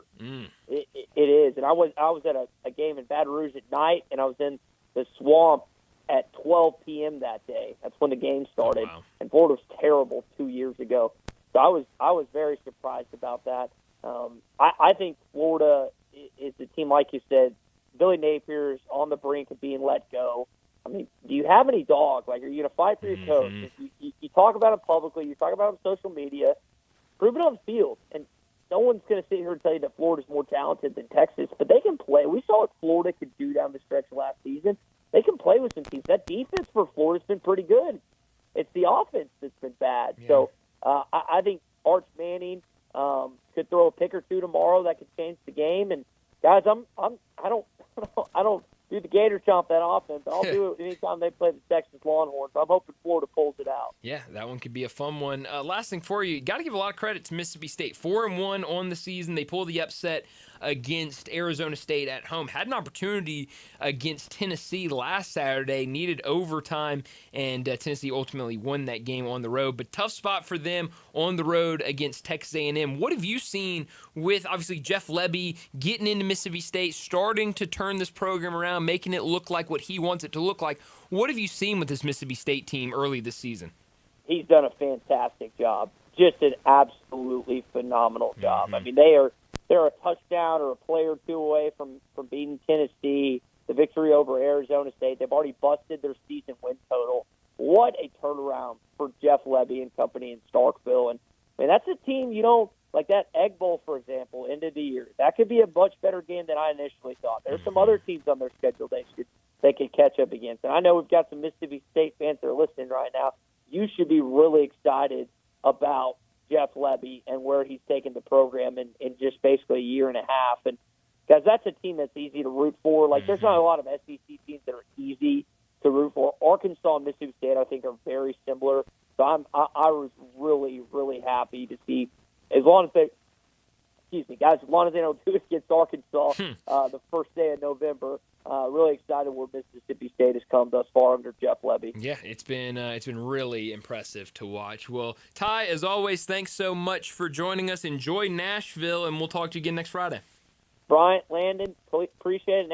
Next Friday I'll be in Knoxville, Tennessee, and hoping Arkansas doesn't get their doors blown off. Well, yeah, you're doing the Tennessee swing these last couple of weeks, so that'll be a lot of fun. We'll talk to you then, Ty. See you, Brian. Thanks, See you, Landon. Ty Richardson from ESPN Arkansas joining us to talk the Razorbacks and the SEC. So 2 weeks ago, Memphis. This week, Nashville. And next week, Knoxville. He's hitting all the big cities in Tennessee. He's gone the Tennessee Trail. He really is. He really is. Well, we need to get to another break, but before we do that, let me remind you about our 5 o'clock sponsor. It's Jaguar Land Rover Bluff City. Jaguar Bluff City has been the premier Jaguar dealership for the greater Memphis area since 1984, and their talented team is ready to help you find your next perfect vehicle at unbeatable rates. Swing by Jaguar Land Rover Bluff City today and check out the 2025 models like the 2025 Range Rover Sport, the 2025 Range Rover Velar, and the Defender. Test drive the Range Rover Sport, where luxury meets performance. It's a perfect mix of style, performance, and versatility, with options ranging from 360 horsepower up to 635. It's also available as a plug-in hybrid electric vehicle with $7,500 federal tax credit when leased with approved credit. Take a look at the Range Rover Velar, powered by mild hybrid technology and enhanced with the latest well-being features and fully connected entertainment system. The Range Rover Velar is the ultimate luxury compact crossover. Purchase yours today and get special 4.4% for 72 months financing available with approved credit. Don't forget about the Defender. Available in multiple models to fit your needs, the Defender is built for the modern explorer, and Jaguar Bluff City is offering special interest rates for 60 and 72 months on various models. Give them a call, 877-259-6169. Go online to jaguarbluffcity.com, but head out there, test drive these vehicles. 6335 Wheel Cove, just off of Quince, for Bluff City Jaguar. Well, we've gotten picks all afternoon, Alan Bell, Bruce Marshall, and Brad Bellamy, but now we've got to get to our picks. Let's get to a break, and when we return, Brett will be with us because it'll be time for our First National Bank and Trust Friday football forecast. You have opinions? I think it's over. Of course you do. I don't think it's that simple. Everyone does. I got all the answers. Hit us up on the Sissy's Log Cabin listener line at 360-8255. At Jason's Deli, when you're dining in or picking up curbside, you can expect wholesome food and no surprises, just delicious sandwiches, crisp salads, and quick quality meals made with the freshest ingredients and no artificial trans fats, MSG, high fructose corn syrup, or artificial colors and dyes. Around here, a lot of thought goes into what we put into our food and what we take out of it, because you're not just taking a bite, you're getting a taste of who we are. New items are constantly being created to expand our menu for all tastes and special diets with vegan and gluten-free options available. Convenience and on-time delivery you can count on. It's just a click away at jasonsdeli.com, so whether you need to feed 5 people or 5,000, the team at Jason's Deli, they have the credentials and the commitment to keep you satisfied. Freshness is nearby at Jason's Deli with locations at Ridgeway in the Park Place Center, Poplar and Highland, Germantown Road in Cordova, and on Goodman Road in Olive Branch. Jason's Deli. It's wholesome food and no surprises. Air. We breathe it naturally. Simple, right? Not so fast. The air you breathe could be hazardous to your health. Don't guess. Be sure with a phone call to the Memphis Mold Inspector, the only licensed mold assessor in the Mid-South. Call the Memphis Mold Inspector to check the air quality inside your home and office. Protect babies, pets, new homes, old homes, employees, friends, loved ones, and you. Just call 901-292-7788 for clean air and peace of mind. 901-292-7788 for the Memphis Mold Inspector.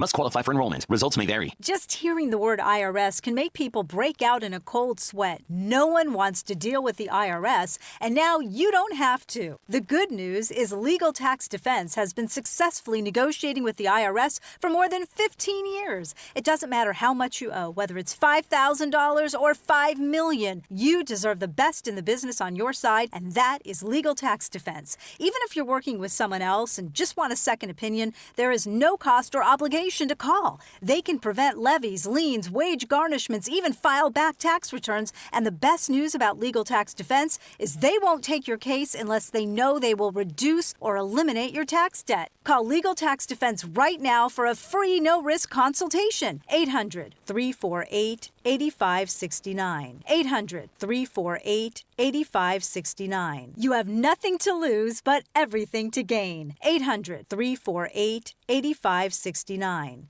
Founded in 1991 by lifelong law enforcement officers, ProTech Security can perform all security services for personal or corporate clients. Uniformed armed guard, plainclothes officers, neighborhood patrols, violence in the workplace, event and party security, dignitary protection, and alarm response. Licensed and insured in Mississippi, Arkansas, and Tennessee. They are currently looking for armed security officers, retired law enforcement, and military personnel especially. Premium pay and no limit on hours worked. If interested, give them a call at ProTech Security, 901-274 844-3400. This traffic report brought to you by Salt Sports Bar and Bistro, 3101 South Mendenhall Road, where great food meets the big game. Sports 56 traffic. Good afternoon. Trying to clean up this stalled truck that was causing some problems a few minutes ago. Right on to Bill Morris there as you come off 240. It had traffic a little bit slow on 240 around Mount Moriah a few minutes ago. It's already busy enough in that area on Bill Morris going outbound towards Collierville. Watch for lots of radar out here, especially south of Memphis. Zips Car Wash. That's where I get my car washed, and so should you. Get upgraded shine and protection at your local Zips Car Wash. Check out zipscarwash.com. Find a location near you. I'm Commander Chuck with your on-time traffic.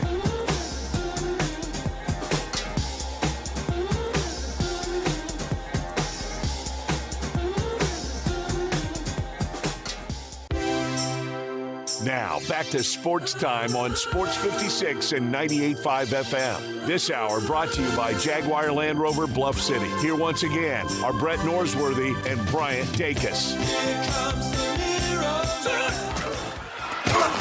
Friday football forecast from First National Bank and Trust, a division of First National Bank of Eastern Arkansas. Real estate isn't something you purchase or develop or desire. It's something you appreciate, respect, and know. With real estate, there's no gray area. You either know it or you don't. First National Bank and Trust, a proud division of First National Bank of Eastern Arkansas. They've known it since their beginning in 1886. Clients depend on First National Bank because they know real estate. Brooks Winchester, Bill Samish, and many more can assist you in your acquisition of that hunting land, farmland, a construction project. Let First National Bank and Trust make your dreams a reality. 775 Ridge Lake Boulevard, Suite 140 in Memphis, 901-498-5763, or the office in Collierville, or online at fnbtmemphis.com. For commercial real estate, residential construction, or recreational and agriculture financing, let First National Bank and Trust help you. They're a division of First National Bank of Eastern Arkansas, where I have had an account, been a friend, and been a customer my entire life.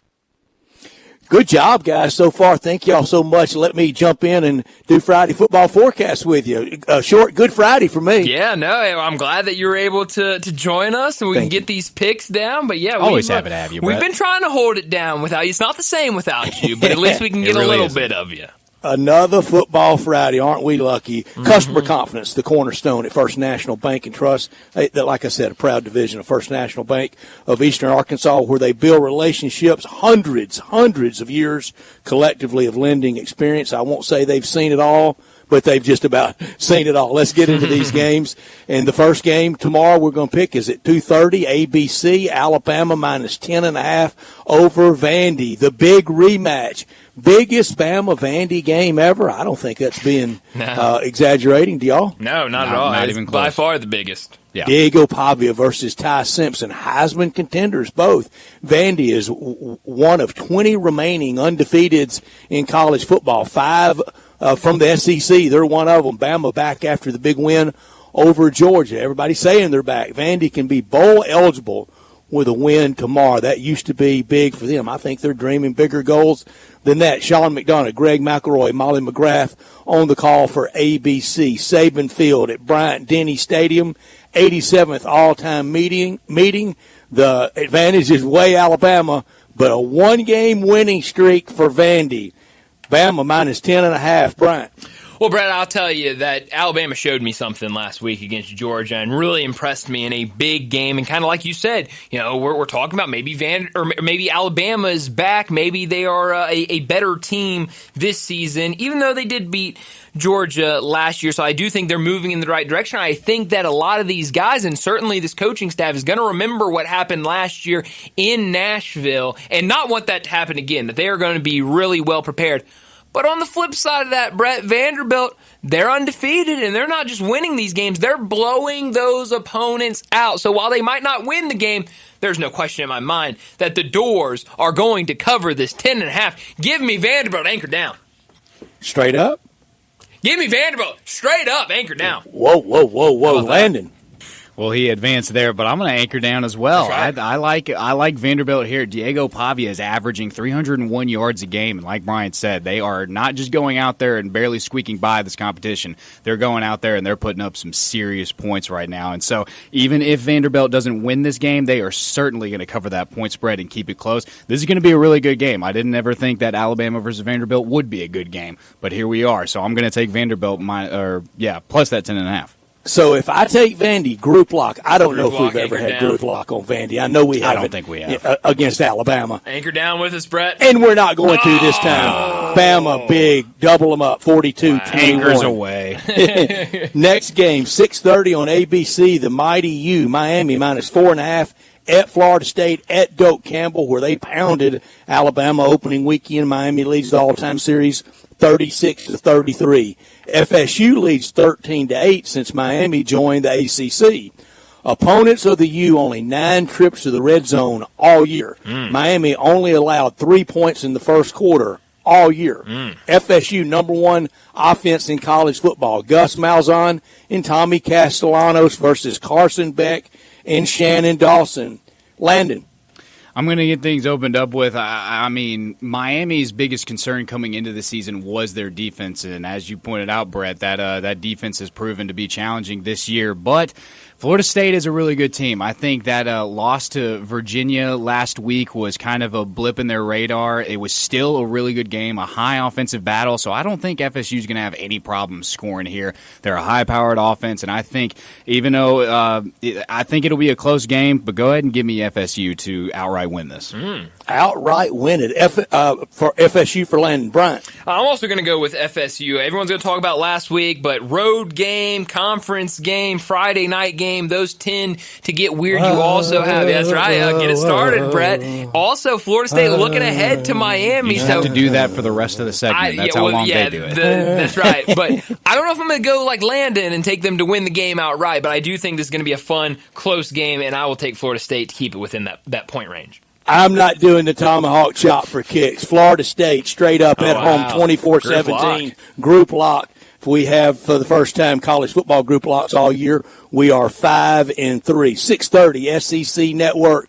Texas A&M minus 14.5 over Mississippi State. The Jackie Sherrill Bowl. Marcel Reed reached 3,000 passing yards and 4,000 total yards in his 17th and 18th game at Texas A&M. That's the second fastest to do it since Johnny Football did it in 11 games in that magical year 2012 for Johnny Football. Le'Veon Moss, 17 of his 54 rushes, resulting in either a first down or a touchdown. Tom Hart, Jordan Rogers, Cole Kubelik at Kyle Field. State's defense, they hadn't allowed a first quarter touchdown all year. Landon. I'm going to get things rolling because that point spread is way too big for this Mississippi State team. They absolutely cover that game. Mississippi State showed us that they are real contenders this year by taking Tennessee to an overtime. Eventually came up short in that game, but Mississippi State looks like a brand new team compared to last year. Certainly have surprised me in how I rated them going into this season. But Texas A&M at home is a force to be reckoned with, but I don't think it's going to be enough to just absolutely blow out Mississippi State. So I'm going with the Bulldogs. Bryant. I'm going to go the other side here, and it has nothing to do really at all with Mississippi State. I just think this is an opportunity for Texas A&M to really show how good of a team they are and really go out there, win this one running away. It's going to be tough for Mississippi State after that emotional loss last week against Tennessee where it really felt like you had them. You get overtime. Now you have to go and play Texas A&M. Really tough schedule for Mississippi State. So I think Texas A&M ultimately, I think it could be a close game early. I think ultimately they run away with this one and cover that 14.5. I'm with you. No slight whatsoever on Mississippi State, and the point spread may be one of the best ones set really is. For the whole weekend. 14.5. I'm going to take A&M to barely get there. 28-10, maybe 28-13, just barely get there. Won't surprise me if at all it's a late state cover, but would surprise me if it's a straight-up state win. 7 o'clock tomorrow night at the Fairgrounds on ESPNU. It's the undefeated Memphis Tigers, minus 20.5 over Tulsa. 33rd all-time meeting. I really would have thought he would have been more than that through the years. I think I've been to about 35 of those games. 20-12 Memphis leads all-time. Jay Alter, play-by-play, and Rocky Boyman, the analyst, tomorrow night on ESPNU. 6 of the last 8 for Memphis in this series, 5-0 for 5th time in program history for the Tigers. Greg DeRosier went over 200 yards last week. That was the first Tiger to do that since Kenneth Gainwell. He's doing pretty well, isn't he? Yeah. He did it in 2019. 7 points, all the defense is allowed by the Tigers all year in the second half. Big, early, often, Tigers win 45-24. Tiger graduate, Bryant Dacus. Yeah, I'm gonna go with the Tigers here as well. I mean, I think you talk about a good graduate from the University of Memphis. You didn't graduate from the University of Tigers. No. But I could have if you wanted me to. I could got a master's in that. Tiger degree. That's right. But no, I'll take the Tigers here. I think you talk about lines being set really well with Texas A&M. I think it's another line that's set really well for Memphis and Tulsa. 20.5. I mean, we've given Vanderbilt a lot of credit for beating all these teams by 20 points. Not easy to beat teams by more than 20 points, but I think this all comes down to Memphis 5-0. 5-0 against the spread. We'll keep riding them until they don't cover, so I'll take the Tigers minus that 20.5. Landing group lock? Absolutely a group lock. And Second one. Why go against Memphis when they're on a roll right now? That rushing attack that they have, and even their little passing attack with Cortez Braham on the outside. This offense looks high-powered. Nobody right now is going to be stopping the Memphis rushing attack, certainly not Tulsa, so I'm going with Memphis to absolutely outright win this game. Landon, we'll stay with you. College football lock and shock us. My lock this week, and Brett, I'll tell you, there were way more shocks that I like for this weekend of college football than I do locks. So it was a real struggle to find a lock this week, but I did find one. I'm going to be going to the Mountain West because the Mountain West has a special place in my heart. I'm going to be taking UNLV minus the 3.5 over Wyoming. UNLV is one of those 20 teams that's still undefeated, and I think they roll on against Wyoming here in this game. My shock is the game happening tonight. New Mexico plus the 2.5 against San Jose State. New Mexico, not as good of a rushing attack as Memphis, but they still do have a great rushing game in their arsenal. So I'm going to take New Mexico to completely upset San Jose State, and I'm actually surprised that San Jose is favored in this game, seeing as how they're not playing very well this year. So that's going to be my shock this week. All right. That's two great picks, Brian. Yeah. Well, you, Landon, went with your shock being a game tonight. I'm going to go with my lock being a game tonight. And how about this? It is also a game in the Mountain West. It is the late night game, 9:30 on CBS Sports Network. Colorado State and San Diego State. Give me San Diego State minus 6.5. You look at home. San Diego State has not given up a single point at home. On the other side, Colorado State kind of struggling to start the season, so I think that defense is going to step up big for San Diego State. I think they win this game by, at the very least, a touchdown. And then my shock, I talked about the Tigers really just picking that game because the Tigers undefeated against the spread. I'm going to do the exact same thing here with my shock. I'm going to take North Carolina plus 14.5 over Clemson. This is a show me game for Clemson. You got to show me something. Clemson has not covered a single spread this season, and on the road against North Carolina, a 2-touchdown favorite, more than a 2-touchdown favorite. I'll take North Carolina to cover this spread. They might lose by 14, but they'll still cover for North Carolina. Look at y'all trying to post those dubs on Friday night against me. My lock and shock is something very traditional. It's from tomorrow during a Saturday of college football. And my first one is from the SEC. A lot of points, 20.5. I'm going to lay them Georgia. They win 38-14 over Kentucky. Down in the swamp, I'm going to take Florida plus the 6.5. And I'm going to take the Gators straight up and big. Okay. 28-13. That's big, isn't it? 28-13? I'm not mad at that. That's huge. 28-13 over Arch and the Texas Longhorns. Let's go to the NFL that starts early on Sunday morning, 8:30 on NFL Network. Minnesota minus 3.5 over Cleveland at Tottenham Hotspur Stadium. Is that how you say it, Brian? Yeah, you nailed it. Okay, good. New quarterback for Cleveland. Lots of Minnesota offensive line injuries. Carson Wentz versus Dylan Gabriel. 22 catches, 326 yards this year, but only one touchdown for Justin Jefferson.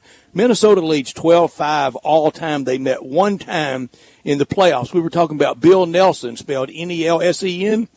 Well, that's when they met. He was quarterback for the Browns against Joe Cap. 8 degrees at kickoff in Bloomington that day. I'm out on that. Oh, way out. But I'm in on Minnesota in London. Minnesota wins 28-14. Bryant.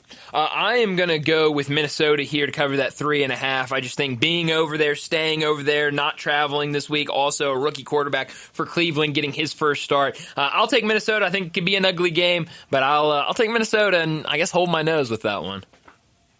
Yep, I'm right there with you. Group lock on the Minnesota Vikings. I mean, they've already been over there this whole entire time, so they're familiar with the landscape, much more so than the Cleveland Browns. Cleveland Browns kind of been struggling, have some highlights throughout the year, but Dylan Gabriel getting his first start all the way overseas is going to be really difficult for him in that environment, so go ahead and give me the Vikings to win this game outright. Noon regular traditional start time. Noon CBS. Philadelphia, the champs, minus 3.5 over Denver. Bronco D first with a 48.1 quarterback pressure percentage, whatever that means. Nance, Romo, Tracy Wolfson, the announced team. That's the A-team. Denver will try to run the ball. Philadelphia leads all-time 9-5. They first met in 1971 after the merger. Give me Philadelphia 35-17 over Denver. Yeah, I hate this one as well. I think I'll take Philly. I'll take a minus at 3.5, but I don't like it.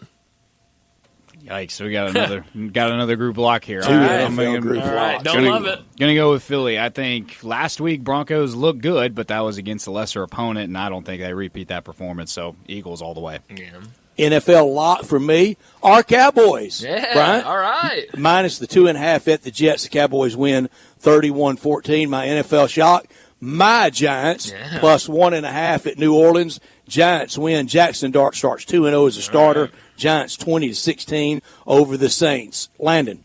Well, with my lock for this week, give me the Lions minus that 10.5 versus the Bengals. The Bengals are just in a disarray right now. That defense is terrible. The Lions, I don't think, are going to have any problem offensively putting up points, so I think that they secure that win big. It is a big point spread, especially for the NFL, but I like that game. And my shock, Brett, I'm right there with you. Give me the Giants plus the 1.5. Give me your Giants plus the 1.5 over these Saints. Saints, not that good of a team. Giants been looking good. They have two completely, I want to say, borderline psychotic people back there and how they run with Cam Scatteraboo and Jackson Dart. So that duo back there, give me them all day. All right. For my lock, I'm going to go with the Cardinals minus 7.5 over the Titans. That's smart. Landon, I'm sorry. It's okay. I got to do it. I get it. It's acceptance. Yeah, I just got to do it. And then it's part of the grieving process. Well, yeah, you are grieving right now. My shock, I'm going to take the Buccaneers plus 3.5 over the Seahawks. Just don't really love where the Seahawks team is right now. We'll take a stab at the Bucs. So give me Cardinals minus 7.5 as the lock,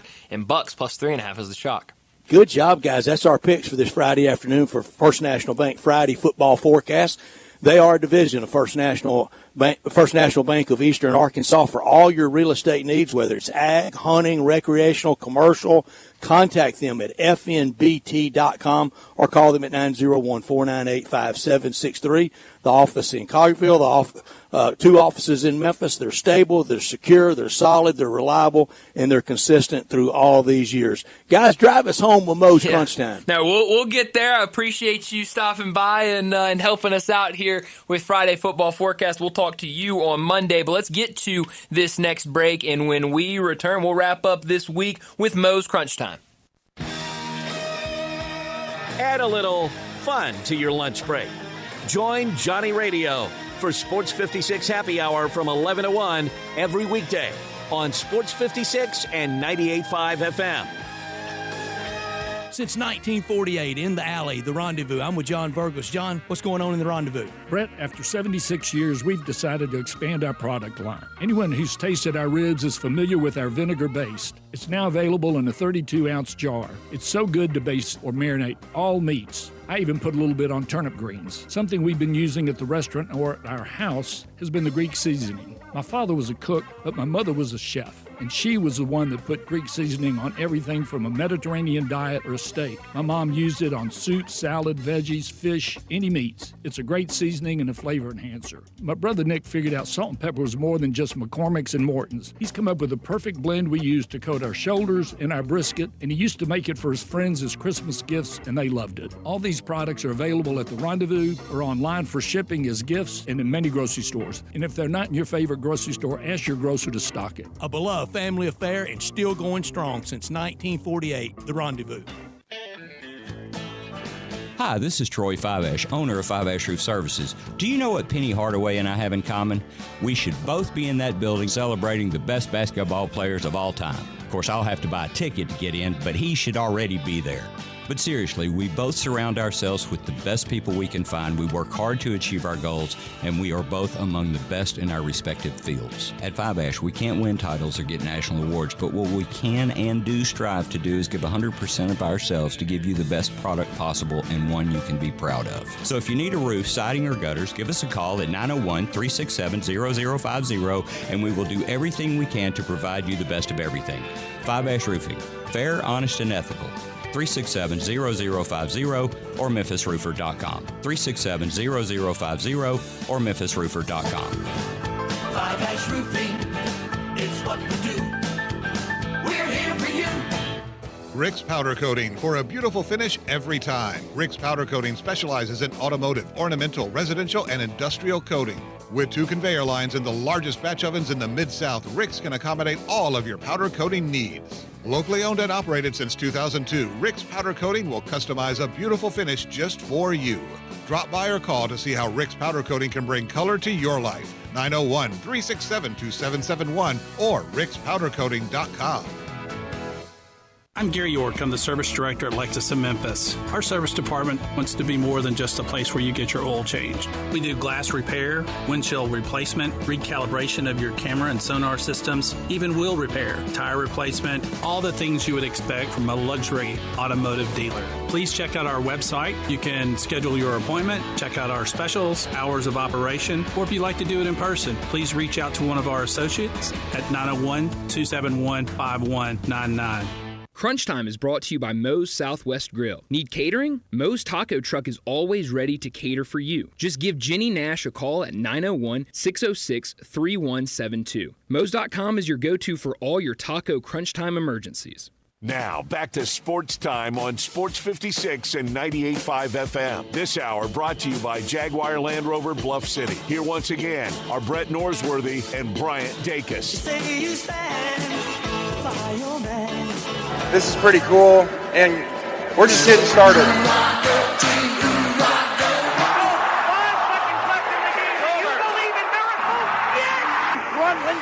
Fanning the globe. Go crazy, folks! Go crazy! This game has always been called the world's greatest cocktail party. Do you know what is going to happen here tonight? This is for all the biggest Crunch Time. You are looking live. In your life have you seen anything like that? Crunch Time between the hedges. The ball game is over, and Memphis has its first win in 16 tries. Its first win ever against its fierce in-state rival Tennessee. Goodbye! It's obviously Crunch Time.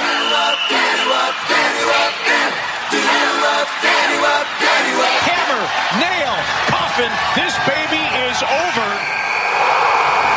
Crunch Time is brought to you by Moe's Southwest Grill. Need a crunchy bite to eat? Head to Moe's for nachos, crunch wraps, tacos, salads, and more. Moe's.com is your go-to for all your taco crunch time emergencies. Well, Landon, what I learned today and really haven't had a lot of time to talk about, we mentioned it a little bit earlier in the show, but we have the divisional series set in Major League Baseball. All of the action will get started tomorrow. We've got the Cubs against the Brewers. That will start tomorrow at 1 o'clock. 3 o'clock, Yankees and Blue Jays. 5:30, Dodgers and Phillies. And then 7:30, the Tigers and the Mariners. So going to be a lot of really good action, I think, in these series, because you look at it, I mean, division foes in the Cubs and Brewers, Yankees and Blue Jays should be a good series. Dodgers and Phillies, those are two teams with a lot of power and a lot of stars on those teams. And then the Tigers, which has been really one of the stories of the year up until about, a month ago, going up against the Mariners, who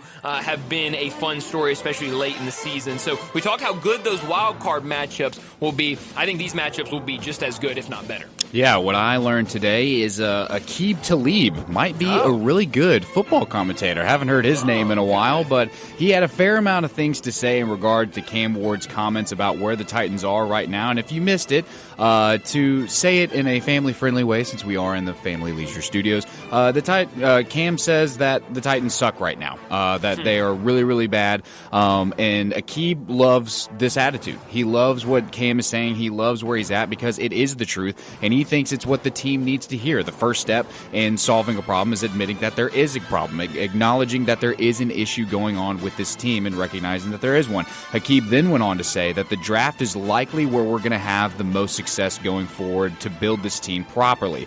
The rest of this year is likely going to continue to be really bad for the Titans. We'll likely get another high-round draft pick at the end of the year, which is fine. But he also said that if we're smart, that we need to get Calvin Ridley out of here. That he is right now up there as one of the guys who's leading the league in drop passes right now. He got a big paycheck from last year and only has 130-something yards in 4 games. And that's not what you see from a guy that you're paying to be your wide receiver number 1. He's not living up to that standard of praying. For Calvin, we would gain more draft capital. And so I feel like where the Titans are right now, we're in this kind of limbo of we want to keep veterans and then we also want to draft some people, and it just seems like we're all over the place. But if we stick with Mike Borgonzi and his drafting class and how he drafts players, I think in the next coming years, Titans will look a lot better. Yeah, no, I definitely think you're right. Well, what I could have done without it is official now. The Memphis Showboats will not be returning for another season in the UFL. I remember when the reporting happened on this back. It was during the summer. I remember I was playing a basketball game in the rec league I played in down at the Memphis Sports and Events Center. I got done. I get on my phone. I see that the Showboats are no more. And then I think a lot of people with the UFL kind of came out and said, well, that's not true. We haven't said anything. And if you listen to if you read the release from the UFL, it says that they are departing Michigan, Memphis, and San Antonio. Now, if you go back to the reporting, it was reported they would be leaving Memphis, Michigan, and San Antonio, but there's one that's now missing. Birmingham was originally reported that they were going to be leaving Birmingham, but it looks like they will stay. In this statement, they say that the difficult decision to depart from Memphis, Michigan, San Antonio, unfortunately due to stadium constraints and available venues in those areas, do not align with our new vision of focusing on smaller, more intimate settings that elevate the fan experience. So I guess that's an excuse. I know Chris Vanini from The Athletic quote tweeted this and said that a team is moving to Columbus, Ohio, and that they will play in the MLS stadium up there, which is a little bit smaller. Now, I know, say whatever you want about the Showboats, but I did think it was fun having them there. It was kind of something else to it wasn't, It was a springtime event. Sure, it was never going to compete with the NFL. It was never going to compete with college football, but that's not what it was supposed to do, and I thought, it was fun to have that on the weekend, something to watch, something to go and do, and I am a little sad that we don't have the Showboats anymore. Yeah, they're going to be dearly missed here. Well, I'll go real quickly. What I could have done without is ESPN released an article earlier today about how head coach for Tarleton State, who has surprised many people, is now under investigation for player mistreatment. Billy Gillespie has now been placed on temporary administrative leave as the university investigates an anonymous complaint that the school announced on Friday. Gillespie before has faced allegations for player mistreatment when he was the coach at Texas Tech. He also had a lot of run-ins when he was at Kentucky with kind of his coaching style, what he was doing there. So you hate to see this kind of stuff happen with coaches of this stature, especially with Tarleton State, who's kind of been playing really good this year. To add that big win over Army. No, this is the basketball coach. This is the basketball. Oh, this is the basketball coach. Yes, this is the basketball team. So only a month away from the season starting. That's not very good. You're losing your head coach. Not good at all. It feels like we've seen a lot of this this year. Now, the interim head coach in this time is the assistant Glenn Cyprin, who some people might remember that name.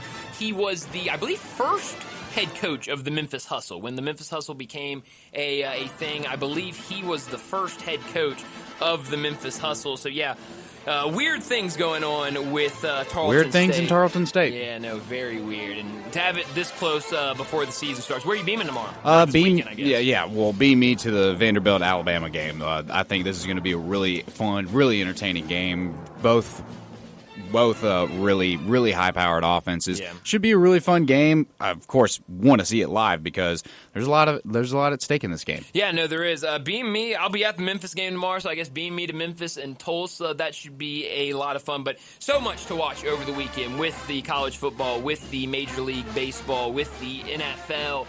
Pretty much something for everybody out there. Really is the fun time of the year. But that's all time we have this afternoon. Thanks so much for listening. Enjoy enjoy your weekend. We'll talk to you again Monday afternoon.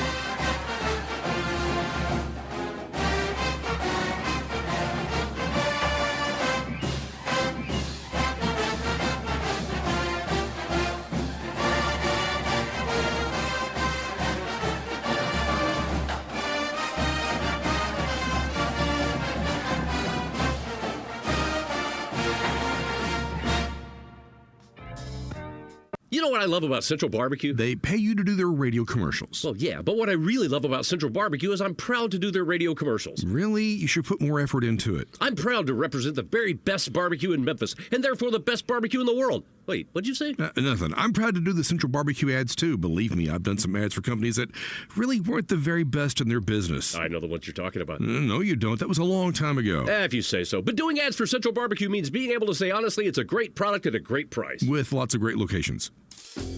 Family Leisure doesn't do anything small.